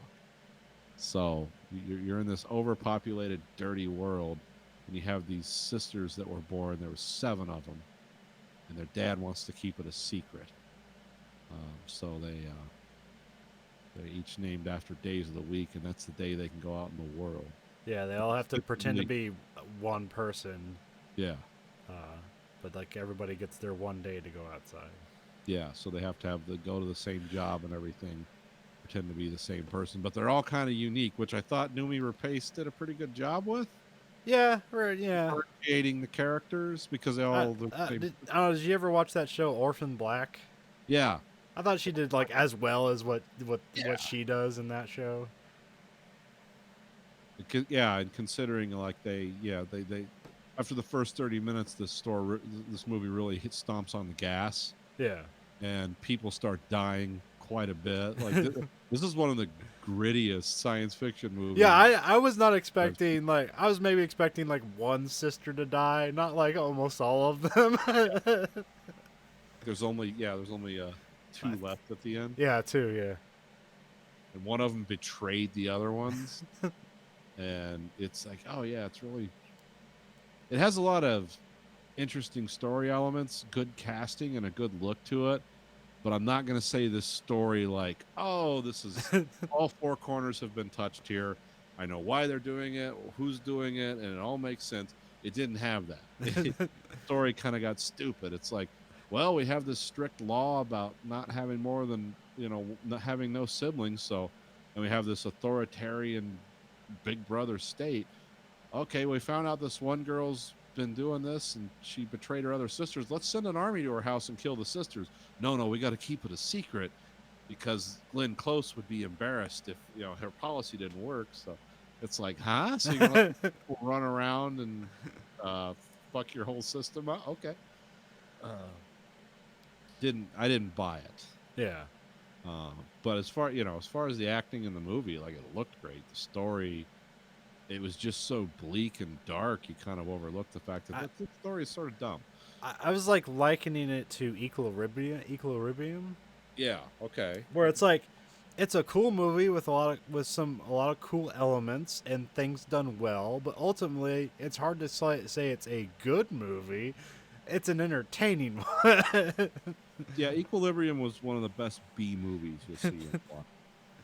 Yeah, this feels like a modern day B movie. So. Yeah, it's like, it's kind of slick, it's fast, it touches on current social issues, and it does all that. But in the end, it doesn't, like, it's kind of like a really gooey, chocolatey snack that's gone too quickly. It's like, wait, where was the substance? Yeah, it doesn't have that Children of Men feel where it's like at the end of it, it's like, this will affect me for the rest of my life. It's like, this one, you get the end of it, it's like, well, that was a movie. Yeah. Is it over now? But it wasn't horrible. It's not the worst I've ever seen. But there's just obvious problems. Yeah. Yeah, it's only as strong as it is weak. They did get a good stable of actors. They got Glenn Close and Willem Dafoe for like 10 minutes. They each got like 10 days on set. Yeah, well, what happened to Willem Dafoe? Is he Never just said. okay? Just got lost in editing, or they just didn't follow up on it. Because I didn't know because I thought like was he ever around like when they're adults, or is he only ever around when they're kids? You only see him around when they're kids. Okay, so we just assumed he died at some point. Yeah, I don't really know, what happens to him. But yeah, I mean, it's good at being dark. I think whoever made this really liked Children of Men, because I sort of got that vibe all the way through it, but they didn't have the strong backstory to. Well, this is one of those not black. Is it called the blacklist? It's like there's a list of scripts that's like the best unproduced screenplays in Hollywood, Okay. and this was one of those for like a while. Oh, okay. I believe they call it the blacklist, even though I don't. That sounds like negative. Like this will never get made, but like maybe that's why you call it the blacklist. Yeah. Although those movies usually end up getting made, and they're usually like this. yeah, they're not like that good. They're like, oh, I see where there's a strong concept here, but a flawed execution. Yeah. Well, and I always like to, it always brings me back to the girl with the dragon tattoo whenever I see this. See Noomi Rapace. It's like, oh yeah, she made a really cool movie. One of the only foreign films I just sat down and watched with subtitles and didn't care. Did you ever watch the rest of those? Yeah, you can get them dubbed now. So Because I thought like the first one was really good, and then the girl who played a fire is like terrible. And then the girl who kicked the hornet's nest is like okay. yeah, the girl.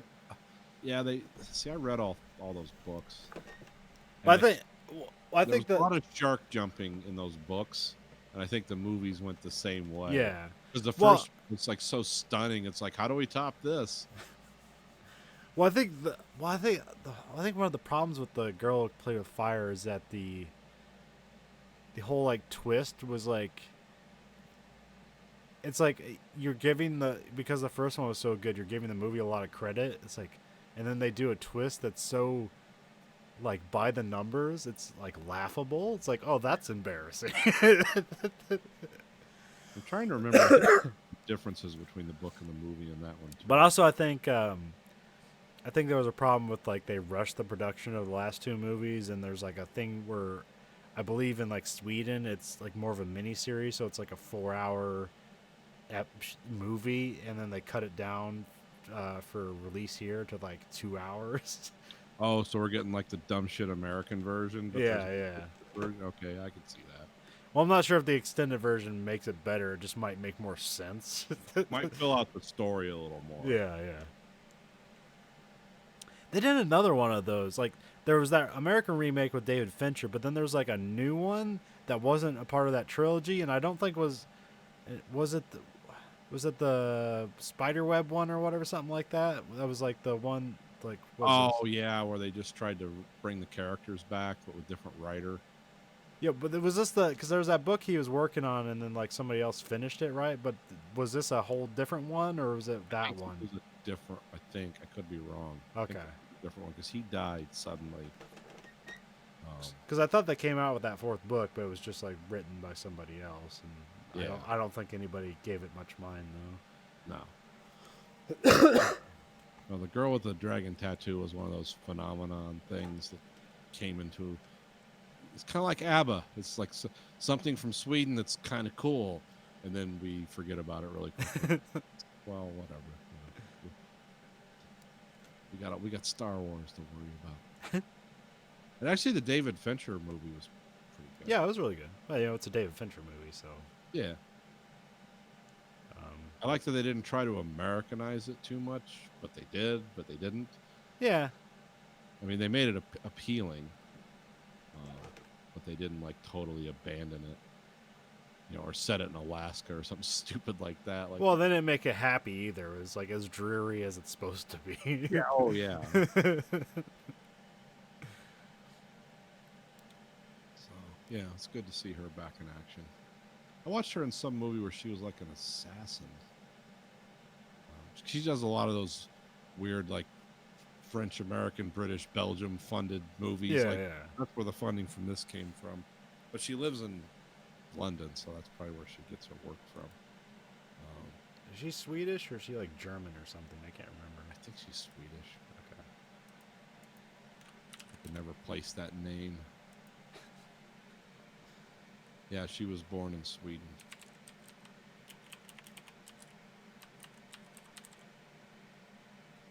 No, I'm just looking up her IMDb. Yeah, I'm trying to think of what that movie was. She did that weird. Wasn't she one of the Sherlock Holmes movies? I can't remember. So, I mean, I know she was in Alien Covenant. She was in Bright. She was in that kind of almost cool but terrible movie, Child 44, one with Tom Hardy and Gary Oldman set in Russia. I don't remember. I about didn't see the that. serial killer. Yeah. It was set like right after World War II.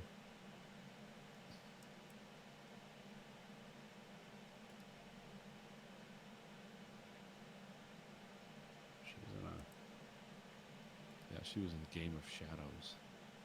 Sherlock Holmes. I'm basically clicking on movies and see if one she's holding a gun, and I'm like, I'm betting she's an assassin in that one. But it's not popping up. Yeah, I don't know which one. Oh, Close. Close? Yeah, it's a Netflix film. She's she protects like a bodyguard. Okay. These people that do business I think they're in England, but they do a lot of their business in the Middle East. Yeah. So it's set in the Middle East, and it's good.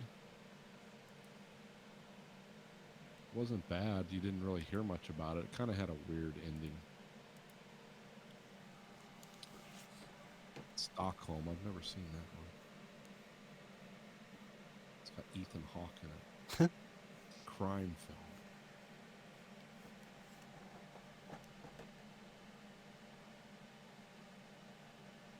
But yeah, so anyway. What happened to Monday? If you're feeling depressed, check it out. Real upbeat movie. If you want to, like, try to like people and then watch them be violently murdered. Yeah. It's like, well, I guess there's a replacement, but not really. There's 7 of them. Well, let's see. Are you current on Watchmen? Yes. Okay. Yeah, that keeps getting better every week. I'm worried it's like, oh, God, we got the Damon Lindelof curse. Because remember, the first season of Lost was really cool, too. Actually, the first 5 seasons of Lost were really cool. I mean, Leftovers is really good. I still haven't finished the 3rd season, but Oh, yeah, that's good. This is really good, though. This is surprisingly good. I had no interest in this at all when I heard about it, and then you said, oh, you should watch it. And now it's like I watch it 2 or 3 times. Comes out. I did like the black and white episode. yeah, like, so is that thing with Minutemen, was like that ever, like, is this something wholly original, like they recontextualize it, or is that ever intended to be that way to begin with? Well, in the comic book, those guys were the original mass crime fighters. Yeah, but like, was he ever a black guy who was like posing as a white guy as a superhero? Well, he just hooded Justice, a guy in a purple hood with a noose around his neck. Okay, yeah, they never Didn't got know. further into it. Okay. Remember, his wife painted his eyes white, where you could see his eyes, so he looked like he had light skin. Yeah, so I didn't know if like that was ever a part of the original No. comic book. Okay, because I thought that was a really fucking fascinating. Like, we're gonna take these really small elements, we're gonna give it a backstory, and it's fucking fascinating as shit. Yeah, Because it's like, why does he become Hooded Justice? Like, why is there a noose around his neck? And they gave that all a meaning, and it made sense. It was like, Yeah, wow, it's well, like- this works. Yeah, take that, Alan Moore. exactly.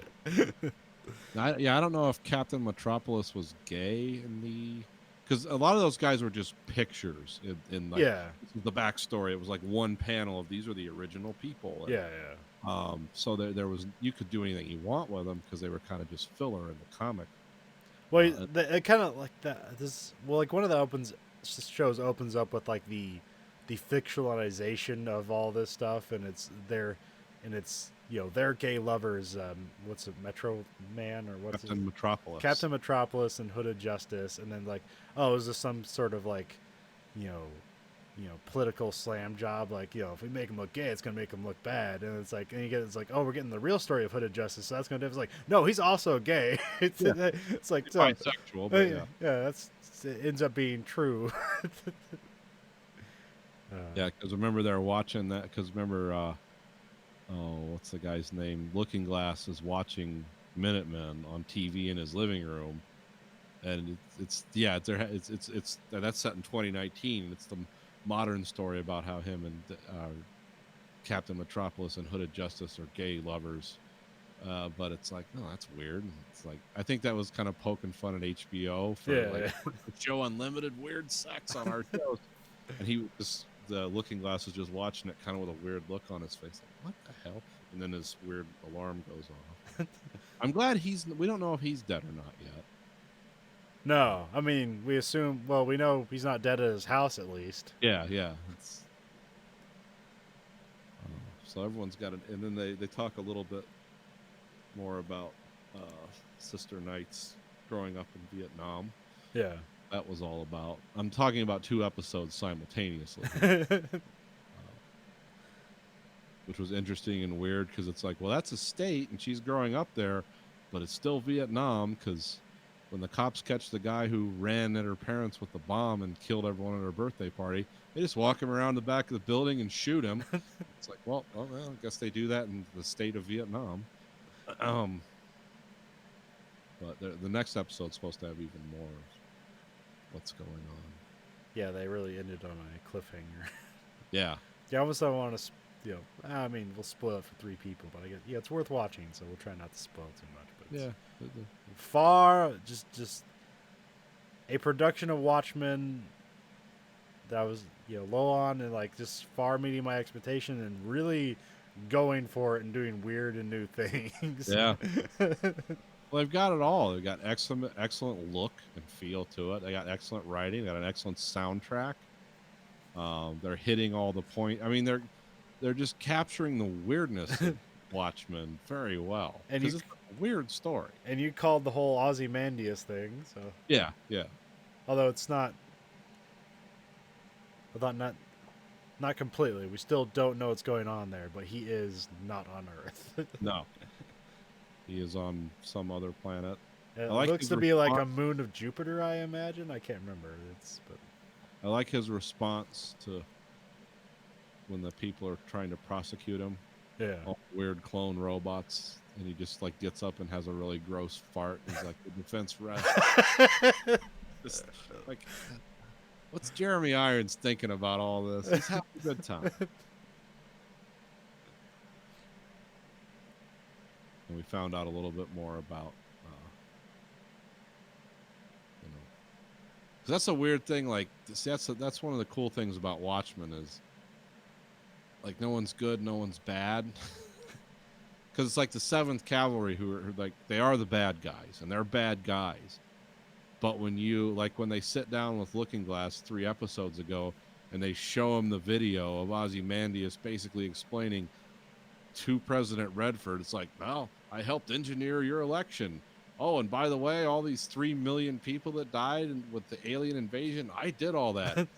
And the fact that the government's been completely silent about that for 30 years, it's like, oh, well, because like essentially like Looking Glass, like when he was a kid, he was like some cult parishioner thing, trying to convert people. He was basically a Jehovah's Witness, but they changed the name subtly so they didn't get sued. But yeah. And he was essentially in the blast radius within New Jersey, and so like that deeply affects him. That's why he wears like these tinfoil hats, in case there's he has the psychic interdimensional invasion detection alarm. Yeah.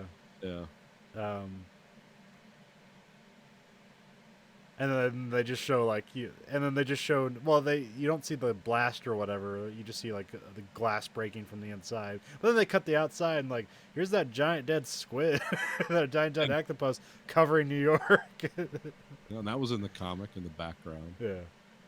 But then they show him that video, that senator who's also working with the 7th Cavalry. And it's like, well, yeah, those are bad guys, but you can understand why they're paranoid and they hate people. And Yeah. they've known this has gone on. They for have the- legitimate distrust, but they've used that power for bad. Yeah, they're still racist assholes that you wouldn't want to have dinner with, but like you got to understand where they're coming from. And that's what I like about, there's no, everything's just a huge gray area. Because like you definitely knew like from the beginning, like, oh, that senator is going to be up to something, but you like this wasn't where you expecting it was to get where he was going. Yeah, we're all gonna, turn into Dr. Manhattan somehow. Oh, and the stuff with like the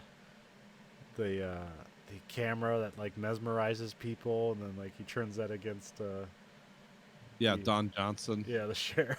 It's like Makes him that's hang gr- and then you find out that guy actually is a bad guy, and because his wife, I like when she's trying to activate the trap door. FBI lady looks like, "What the fuck are you doing?" And falls to the floor. And this was like his mourning wife, and it's like, "Oh no, we're part of this other camp," which you kind of knew, because I always thought like the clan robe in his closet was like, "Oh, who planted that there to make him look bad?" And it's like, "Oh no, that's not what happened at all." Well, because you see, like, there's like moments between him and Angela that seem genuine. It's like, well, this guy can't be racist because he's like genuinely concerned about Angela, a black woman that works for him. So, Yeah. but then maybe it's more complicated than that. Well, that's the thing with this is it's not black and white. Yeah.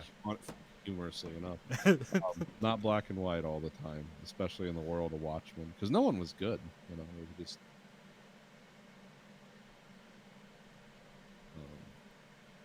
And the crazy Vietnamese super genius lady, she makes a lot more sense in some ways.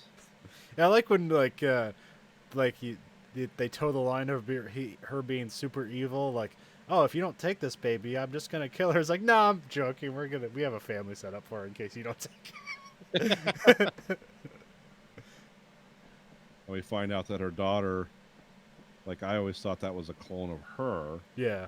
It's like, no, it's a clone of my grandmother. Because the daughter talks about the weird dream she has. I feel old and I'm in pain all the time, sometimes in my dreams. And it's like, that's a weird dream. And then you find out, oh, well, no, actually it isn't. And I like when Angela's coming down from nostalgia and she follows her IV line into a room and it's an elephant that's unconscious. It's like, that's a strange visual. What does that mean? Never explain it. No, I almost hope they don't. No, they don't need to. Unless it's a cool explanation. It's like an elephant never forgets, and that's why we. That's what nostalgia is from.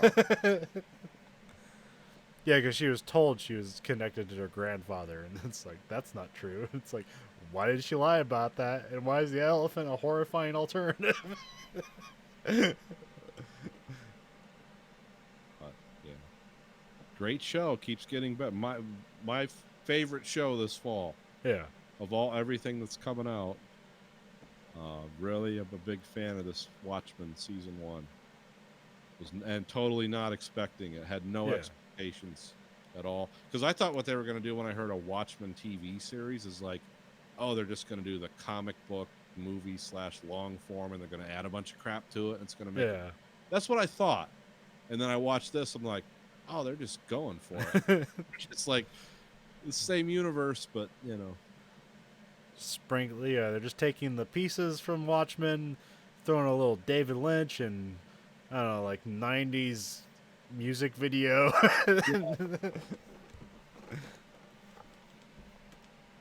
Well, let's see. So I watched the latest edition of The Mandalorian. No, I haven't seen it. Yeah, it's The one that came out yesterday? yeah. Okay, I haven't seen it. It's all consistently good. Yeah. I like The Mandalorian. I like Baby Yoda a lot. Don't know why. That's cute. It's cute. Well, and it's so weird in contrast to The Mandalorian. It's like, 'cause he's essentially just a paid killer. Yeah. He does terrible things dealing with terrible people. Amy Sedaris is in this latest edition. I'll just Oh, tell she- you that. Yeah, just Is there a watch. voice or is she like a full-on No, actor? the full-on actor, but Okay. you won't know who it is at first. You'll be like, wait a minute. Well, they kind of did that. Horatio Sands was like the blue guy in the first episode, where it's like, right. if you haven't seen Horatio Sands in a while, you No. probably wouldn't know who the fuck that is. I do, but I haven't seen him in a long time. Well, he lost a lot of weight since he was on SNL, so. Oh, okay. Oh, did he? Okay. I got to him. And then, yeah, I like Gina Carone's, or what the fuck is her name? M&A, Gina something. She was like the stormtrooper, or was she a stormtrooper? Like, Oh, when they were defending the village, yeah, the whole. she was a rebel shock trooper. Oh, okay.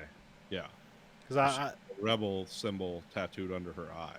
oh, okay. I thought that was like a cover or something. I thought I heard her say shock trooper. I thought that meant she was, because she was talking about like having to quell rebellions, and I thought like, oh, she was like in the Empire and like grew a conscience, and then is now hiding away from you know, the whatever rebel replaced, because they're just out there to kill Empire people or whatever. Oh well, you know, I thought she was like a rebel, like elite trooper that. Well, I know that was that part where he convinces the town to listen to her. Is like she says that she was a rebel paratrooper or something like that, and she Yeah. knows how to do this. And I just thought that was a lie. It's like if he told her she was she was an Imperial shock trooper, it's like they'd be like, fuck that. No, I think she was. Okay, I'll have to go back and like pick I it could up. be wrong, but she liked being a rebel, but once being a rebel meant being a government. Now at the Empire's overthrow, she was just kind of Yeah, I just want to shoot people. I don't want to deal with civilian revolts because you can't just shoot all those people because then you're just the Empire. yeah. And then we got the Expanse. It's coming up. next was it next Friday? I think so. Because usually they release all those shows on Friday. Yeah. Be good to Halfway binge through that. Man in the High Castle. I'm 3 seasons behind on that. Don't worry about it. It's something kind of. It's Philip K. Dick. I read the book. Good. It's okay. it kind of. Well, I mean, that's kind of it's kind of this season is just kind of a free throw for you, right? It's like, well, this didn't need to happen, but I'll take it anyways. Yeah, it's like I'm not. I like the actors. I see what they're trying to do. It's brutal. That's always been a brutal show. There's Yeah, oh, nothing yeah. about that show. So you never know who's going to die or why. It's always been of consistent quality. You know, the main 3 actors, the guy who plays John Smith and the lady who plays Juliana, they're great actors, and they really carry some of this weirdness off well. But it's almost like I kind of predicted as soon as they introduced the portal to other worlds, the Nazi multiverse conquest program. It's like, oh, I could have written this. Like everything that's happening is stuff I thought they were gonna do. So unlike Watchmen, where it's always a surprise, this is like, well, I kind of saw this one coming. But I think the people that write The Man in the High Castle they definitely they're into what I call that kind of Nazi chic, where all the weird, like we were talking earlier, the weird sci-fi, the games, the Wolfenstein games. It's like these people know all this shit, and they always try to throw that in there whenever they can. Because the Nazis are stupid and over-the-top evil. The Japanese are bad but trying to be honorable. Like, oh, yeah, I could see what they're doing. So to me, it's like sort of predictable, but basically because of all the books and things I read is why it's predictable. Not that any swinging dick off the street could watch this and like, I know what's going to happen. I hear good pre-release buzz about The Witcher. Okay. I hear Coming out. it's soon. Someone said that's like Harry Potter for angry adults. One guy described it that way. I mean, that sounds good. No? I mean, the most hyperbole I saw was like better than Game of Thrones. So it's like, well, I mean, I guess that bar got lowered pretty at the end of this at the Yes. last Which season. Game of Thrones are we talking about? Oh, who does that come out to? Is that Netflix? That's Netflix. Yeah, it just seems wild that like here's this like show based on a Polish book that really got famous through video games, and like this will have nothing to do with the video games, and it's starring like an A-list actor, and like after the disappointment of Game of Thrones that that preview trailer came out, it's like, holy shit, did they just make Game of Thrones in their spare time? It's like, oh, all these production crews are done. Why don't we just pick them back up and do more of that shit? I thought the weirdest one I ever heard of was someone wanted to make the Metro series, the Russian video games that were based on books. So, like Showtime or someone, like they were seriously looking at like doing pre-development and optioning that. It's like, well, that'd be the most depressing thing on TV. Okay, I forget who was going to be in it too. It was like, like the guy who plays 007 now, Daniel Craig, was going to be one of the people, but it never happened. Yeah, but it was like, oh, that's interesting. I forget. One of those guys, it's either the Metro guy or it's the Witcher guy is like really mad about like what's happened to his properties. Oh, well, probably the Witcher guy. I believe the Witcher guy, because I believe the Metro guy's like, because like, obviously like, with both those properties, like what has been done with them is more profitable than how it originated. Yeah. And the Metro guy's like, it's fine. They made more money. It just draws more attention to my stuff. So I also get paid on the back end. Maybe not as much as these guys, but it's successful. It's successfully in my direction. And then the Witcher guy's just mad because like they made tons of money and he's not getting enough of it. Yeah. But there's a lot of like interesting nuances to the Witcher that I see like in the trailer, because like he always like drinks these potions to like fight different things, and like if you can overdose on these potions, but like his eyes turn black and stuff like that when he drinks these different potions. He's supposed to have two swords, and I can't. I think he has them in the trailers, but there's one sword for fighting supernatural and one sword for fighting people. Yeah, right? there's the silver sword's a supernatural one, and then the regular sword's just for fighting people. And then in the video games, I'm not sure if this is something from the books or it's just the video games. But the video games, he always has a horse, and it's always named Roach. But it's not necessarily the same horse. He just calls every horse he uses Roach. Okay. Which kind of seems sad, like if you accidentally kill a bunch of horses in the video game, like, oh god, it's like, oh, Roach is back. It's like, no, he's not. Roach 2. Speaking of video games, you finally have played enough. You want to talk about Death Stranding? Sure. Do we have an hour? Well, maybe we'll have a Death Stranding part 1 and part 2. Yeah, okay. Yeah, Death Stranding is entirely a fascinating thing that would be hard to recommend anybody dive into. Because he fucking created a world to the umpteenth degree. So essentially, there seems to be... So there's a lot of shit. There's a lot of things about this. But they kind of get to Egyptian mythology about the Ha and the Ka. Okay. The Ha is like your body, Ka is like your spirit. Okay. And then something broke down, and the essentially the land of the living and the land of the dead are merging into one. And when that happens, essentially, like low-yield nuclear weapons go off and destroy the world. So if they call them BTs, which essentially are these like shadow ghosts. Doesn't that mean beach things? Probably Is that what they're calling? Okay. maybe Well, that vague. There's a lot of. I don't get to play this game, and nor will I have the time. So there's a concept called the beach, which is Yeah. essentially everyone's afterlife, but it's everyone's afterlife is different, but it always gets referred to as the beach. Mm-hmm. And so there is a magical element that pops up because of the land of the living, all this merging. It's called Chiralium, Okay. which I think chiral has something to do with Latin, which means it's something about the symmetry of your hands.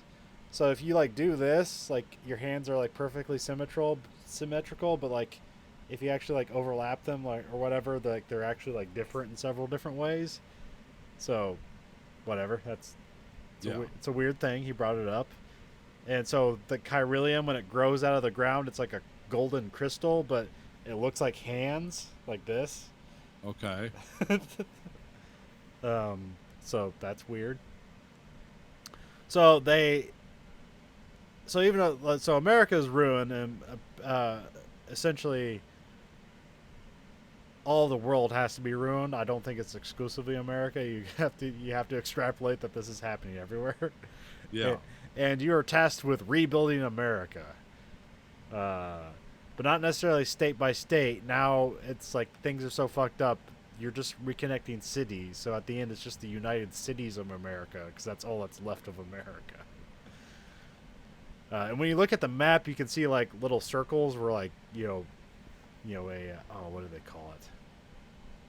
There's a name for when void out. Okay.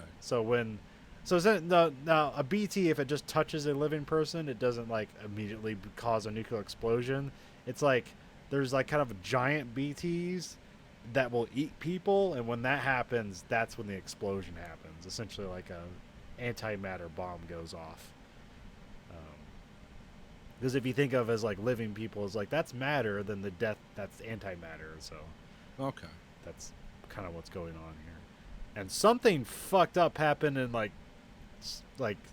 at the Kansas and Iowa border, because there's just a giant circle that's now a lake where Iowa and Kansas used to be. Huh.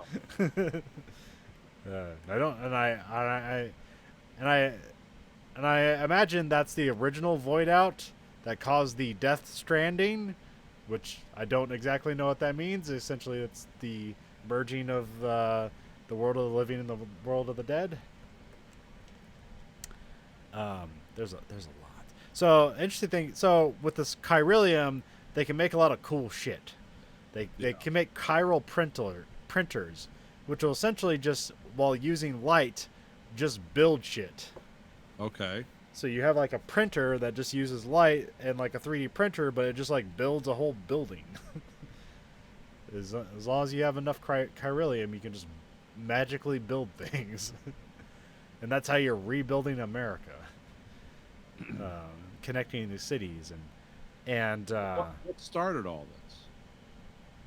oh, I don't know. It just suddenly Was it like do we discover chiralium and start? no, just one day Oh, like just a weird little- stuff started happening. Oh, okay.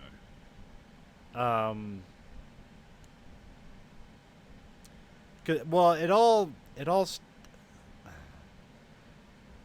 so there's an extinction entity Okay.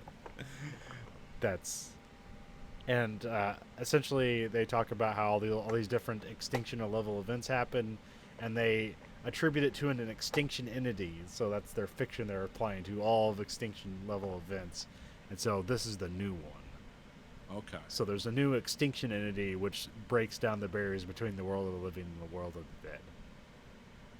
And that ends up being your mom and your sister. Okay. That's not really your mom or your sister. And your mom is the president of the American of She's also America. like a hologram too, right? That's the sister. Oh, okay. So both parts are the mom is played by Lindsay Wagner, who is the Bionic Woman, Yep. and she plays herself as the president, who she quickly dies, but her daughter essentially looks like her younger self. Okay. But they're kind of the same person. So that's where you get the whole ha and ka thing. So it's like the sister is the spirit and the mom is the body. So that's why the body ages, but she doesn't because she's just the spirit. Oh, okay. And spoilers, she is the extinction entity. But she's also the one bringing America together. And this all hinges on Sam Bridges. Played by Norman Reedus. Yep. So one of the interesting things to do with Chiralium and the beach is that like time doesn't really exist on the beach, and so they use the Chiralium network. There's something about like because time doesn't really exist on the beach. There's like something weird with you can send data back in time, Yeah. but not far enough to like warn yourself, but just far enough that the transmission speed is essentially 0, so it's just instantaneous. So you can send data slightly back in time so it arrives as soon as you sent it. Okay. Kind of a neat little time-saving trick. Oh man. Yeah, the game like starts off like pretty slow and like it seems like there's a lot of translation issues because it's just weird. Yeah. I mean, you expect this game's gonna be weird because it's Hideo Kojima, but here it's just like characters are just saying weird things. There's weird inflections, but again, that could be just translation errors or whatever, or it could be that it was intended to be weird. Because there's a whole thing about like rebuilding America. And it's like everybody's trying to. It's like one of the first things you do is in the game as a mission is you have to take a dead body to the incinerator, because if you don't immediately incinerate a dead body, it will essentially become a void out. Yeah. And Yeah, because they were mad because it's like, oh, he killed himself. yeah, because like all And it's like, this brings so much danger. yeah, I wonder if that was like a thing like for Japanese audiences, like this is why you don't kill yourself because it brings so much danger to everyone around you. Yeah, I could see the Japanese having a PSA like that. Yeah, because everyone's really isolated, and so like, and that's why people don't want to live in big cities, because then things like this will happen where somebody will kill themselves, and then like nobody will know it, and then suddenly they become a nuclear bomb. Yeah. So Sam Bridges is a repatriate, which is okay. Oh man, see, there's so many things. Like as I get into one thing, there's like 400 other things about this. There's something called Dooms. Yeah. Which is, I don't think they directly explain it. Essentially, it's like people get superpowers because of the whole Death Stranding thing. Yeah, because that fragile character has like the highest Dooms rating you can have. Yeah, well, she can like teleport because she uses her beach to teleport. Right. And everyone has a different beach, so everyone has different superpowers. One of Sam's Doom's things is that if he stands still, he can see BTs, because most people just can't see BTs, and that's what they have BBs for, which are essentially unborn children that are kept in a weird like fish bowl. And then they can detect BTs because they're a link between the world of the living and the world of the dead. Yes, it's a very strange element of the game. And then when they explain where they get those from, it's like, They don't? no, they do. They're from what they call still mothers, Yeah. which are mothers that were brain dead, Yeah. impregnated, and they have these babies that like never quite get born. Yeah. And it's like, well, that's fucking dark. And Yep. what's that all about? What do you want, like, the full-on spoiler about that? Yeah, go ahead. So, I'm never gonna play this game. I don't have enough so time. Mads Mikkelsen is in the game. He plays.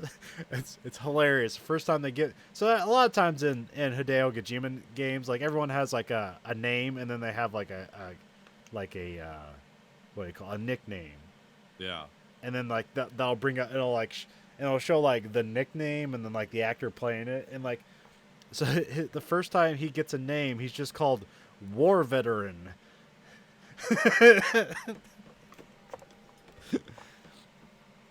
there's like a weird chiral storm. You get picked up in it, and then you're suddenly in this World War One era with just like dead things infused with everything, like just whales and dead octopuses, but like mixed with World War One shit. And then like a war's going on, and you're kind of running around shooting skeleton soldiers.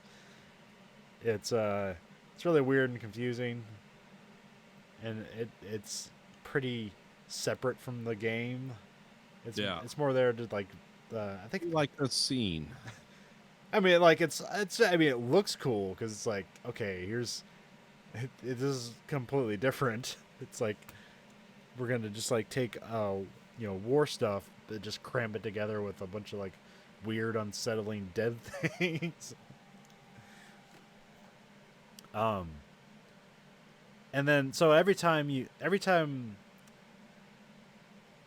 go on a mission, you can like get in this rest area, and then like you take this elevator back up, and you connect to the BB with like this tube, and then every time you connect, you get basically like a little snippet of what it remembers when he was like in the Womb? not womb, but he's like it's in the outside thing. You see the still mother on the thing, and it's like in the little it's in like the little fishbowl thing, and then like Mads Mikkelsen is like singing or whatever, and he's talking to it, and like this is what the baby remembers. And but then when you get to the end, you find out that Sam Porter was the original BB. Oh, okay. And Mads Mikkelsen is his father. And he tried to escape with the BB, so he has to kill his wife because she's brain dead anyways. But he kills her and tries to escape with the BB, which is Sam. And then while she's doing that, the president, while wearing that weird skull mask thing, there's a guy named Die Hardman. He has this weird like carbon fiber skull mask thing. Yeah. She's wearing that. She shoots Mads Mikkelsen like in the back, and that goes right through the baby. Oh, okay. So they just kill a baby in the. But that baby's Sam. So then the baby winds up on the beach where the sister is, and then because it's a baby that's been shot and it's the most horrifying thing in the world, she decides she's going to bring it back to life. Oh, okay. And I believe that's what essentially creates the Death Stranding. All right. So it all comes together now.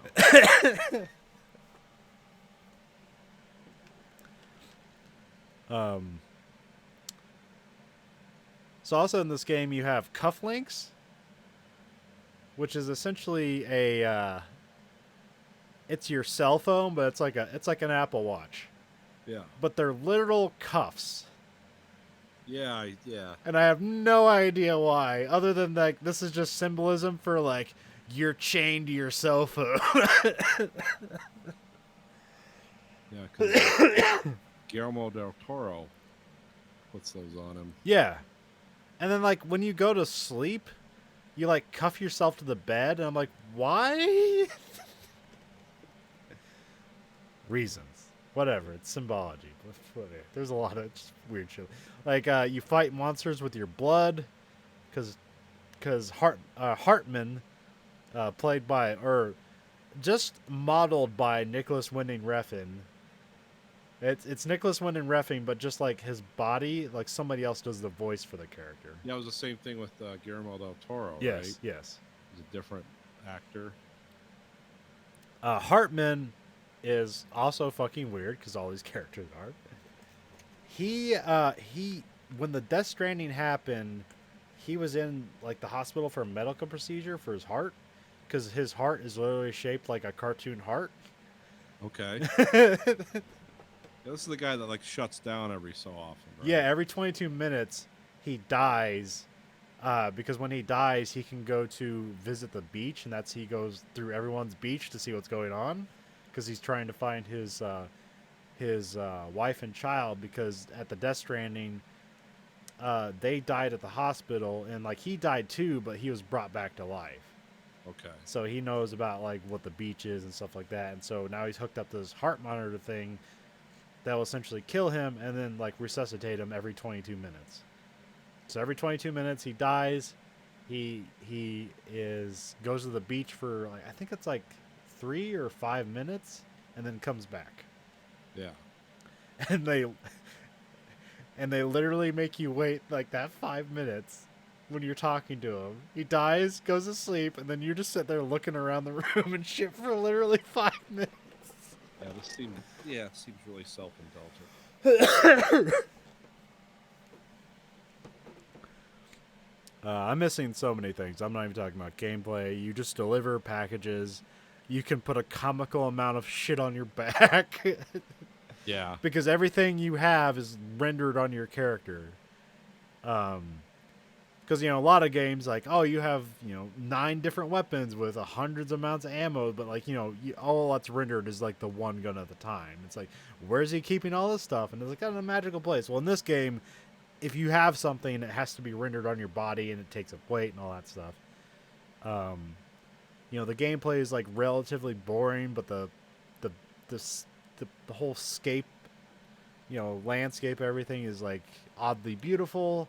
So it's kind of cool. The fighting the mules, which are people that are addicted to delivering packages because it gives them likes and cortisol that like makes them feel good. So they'll steal packages from you so they can deliver them and they get the cortisol rush. Okay. That's also another reason why everyone's fucked up in this world is because there's not a lot of human contact, so people are taking cortisol drugs to feel like satiated without human contact, so that's why everyone's very distant from each other. Okay. So like there's like cultural and physical reasons for why everyone is separated and not bothering you. Everyone's essentially just held up in their own home, and you're like the Amazon guy coming by with some packages, and they're like, oh, thanks. And there's like a weird thing, like whenever you get to a new place, because like they never meet you in person, it's always just this hologram. Like they're inside the building, you put it in this little cage, and it, like there's a conveyor belt or whatever. But like the first time you meet it, you can barely make out. So it's like the more shipments you do for them, the more like their hologram becomes clearer, and you can actually see the person, which I imagine has some deep meaning, but it's also just bullshit. Yeah, there's a fine line, huh? Well, I mean, this game, that's Hideo Kojima, where it's like, if you want to give it all the credit in the world, you can. If you want to say it's total bullshit, you totally can. So You can be right either way. yeah, I thought this was a really cool game. It's certainly frustrating in some respects. There's a lot of cool imagery. There's a second part of the world where you can start building roads, and you don't really build it yourself. You just kind of like you take these materials and you just put it in this thing, and then it'll print out a road. Okay. But then the roads, they're special Cairo roads or whatever, and like bits and pieces of it will just like be floating towards the sky. Okay. It's like really cool looking, and then like there's some parts where like the road will just go up into the air, and there's no supports underneath it or anything like that. It just like exists in the air. And then you get that floating bits on the side, and there's these weird upside down rainbows that will signify when BTs are in the area, and the rainbow has really significant yellow to it because it doesn't have blue in the spectrum, because apparently blue means death, and for some reason it's not in this special yellow rainbow thing, upside down rainbow. But it looks really cool and eerie. So. Yeah, there seem to be a lot of good eerie visuals in this overall. Yeah. There's a lot of like tools they give you to play with. Like there's get these cars and motorcycles, and they're very limited somewhat, because they're all electric. And so one of the cool thing about building the road is that if you're on the road, your car doesn't lose any battery. Oh. And so if you build all the roads, you can just like take the road everywhere. It's like, oh, this is really easy. Because like I spent the time in the whole second area building all these roads, so then eventually in like the like the last like third of the game, you have to like go back through everything, and it was just a breeze because I just hit the road and took it all the way to the end of the game. Essentially, it's like but if Good you didn't do it, infrastructure planning. yeah, if you didn't do this, it would probably take forever. But there's like these weird like goalposts that you can create where you can like slingshot yourself, and well, it's like it creates a line from goalpost to goalpost, and you use your cuff things to link up to it, and it's essentially you're just like zip lining across a piece of light, but you go really fast, and if you like. So another interesting element is that it incorporates things from other people's games. So if you build something in your game, it might show up in other people's games. Yeah, I've heard something about that. Yeah. And so like the more like you get like rated for deliveries, and you like gain levels on like how fast or how much you deliver to things, and there's like a link level, and that link level essentially means like the higher it is, the more it will bring shit from other games. And like so like sometimes like like the first road that got built, I didn't actually build it. Like essentially it just showed up after a while because somebody else had put money into like the road builder thing. It's like, oh, that looks like, where the fuck did this come from? Because I didn't see it get built. And then it's like, I'm going to start building these. These are fucking awesome. Makes things a lot easier. And like there's one part where you're you're on a mountain, and it's not really, you can't really take the vehicle up there. You can, but it's like nearly impossible and not worth the effort. Yeah. So you end up building like these goalposts like all over the place. And if you're bringing in a lot of people's stuff, then it makes it almost trivial. Like if you have this connection with the rest of the world, it's like we're all. Somebody had like a good thing about like this is like a fantasy of like, if we all banded together, we could fix all the infrastructure problems of America. It's like it's just a fantasy that'll never work. It's like, come on, guys, if we just put it together, it's like. No, we can't do it. Where's the camp of people that live in castles that don't want to pay the taxes? Shit, there's so many things. There's one part where you get like these. So if you're going on foot, there's like these. What do you call it? They're like floating carriers, and you can just put shit on it. And because of Chiralium, they float. Yeah. And you can just throw a bunch of shit on it, and then you can like tether them to you, and you can tether them to each other. So you can just have this like train you're walking with like all this shit just floating as you're like walking something to like another place to deliver it, and like that stuff's cool. Like all these, you get guns, but you find out if you're fighting the mules and you kill somebody, you actually have to like take their dead body to the incinerator, or else it'll blow up. Oh, you have a void out, yeah. And that will like occur in the game. Like it seems to find a special place to, like, I don't think the void outs will happen everywhere. It'll like do something, and the void out will happen in a specific place.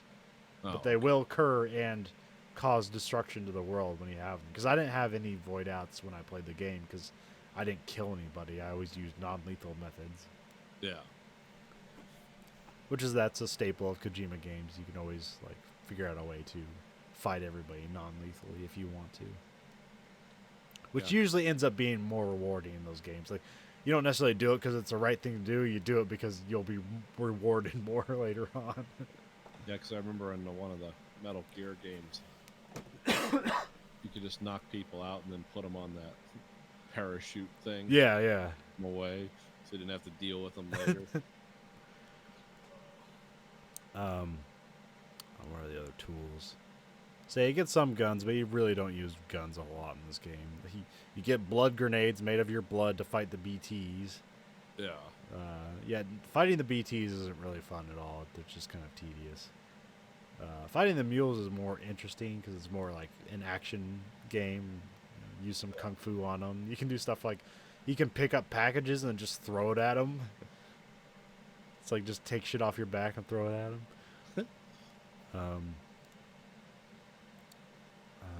was the thing about void outs? Yeah, that's why you don't kill people because void outs happen. I'm not necessarily sure why that's a bad thing. Oh yeah, the whole repatriate thing. So yeah, so the thing is like Sam can't die because if well he can die, but he's always brought back. Yeah. He'll just like reappear. So that's why he's called repatriate, which that harkens back to him like, you know, when he got shot as a baby. Yeah. And got brought back to life. It was a BB. All right, well, we'll pick up the rest of this next week. Yeah, I explained nothing linearly because it's a hard game to explain linearally Yeah, because there's it's like a so hard many thing. ideas and so. To write an instruction. So book. you come in, you watch some more stuff on YouTube, and then you come back with some questions, and I'll. I can do that. All right, well, this week for the American Breed Factory podcast, this is Nathan. This is Colin. Goodbye, America.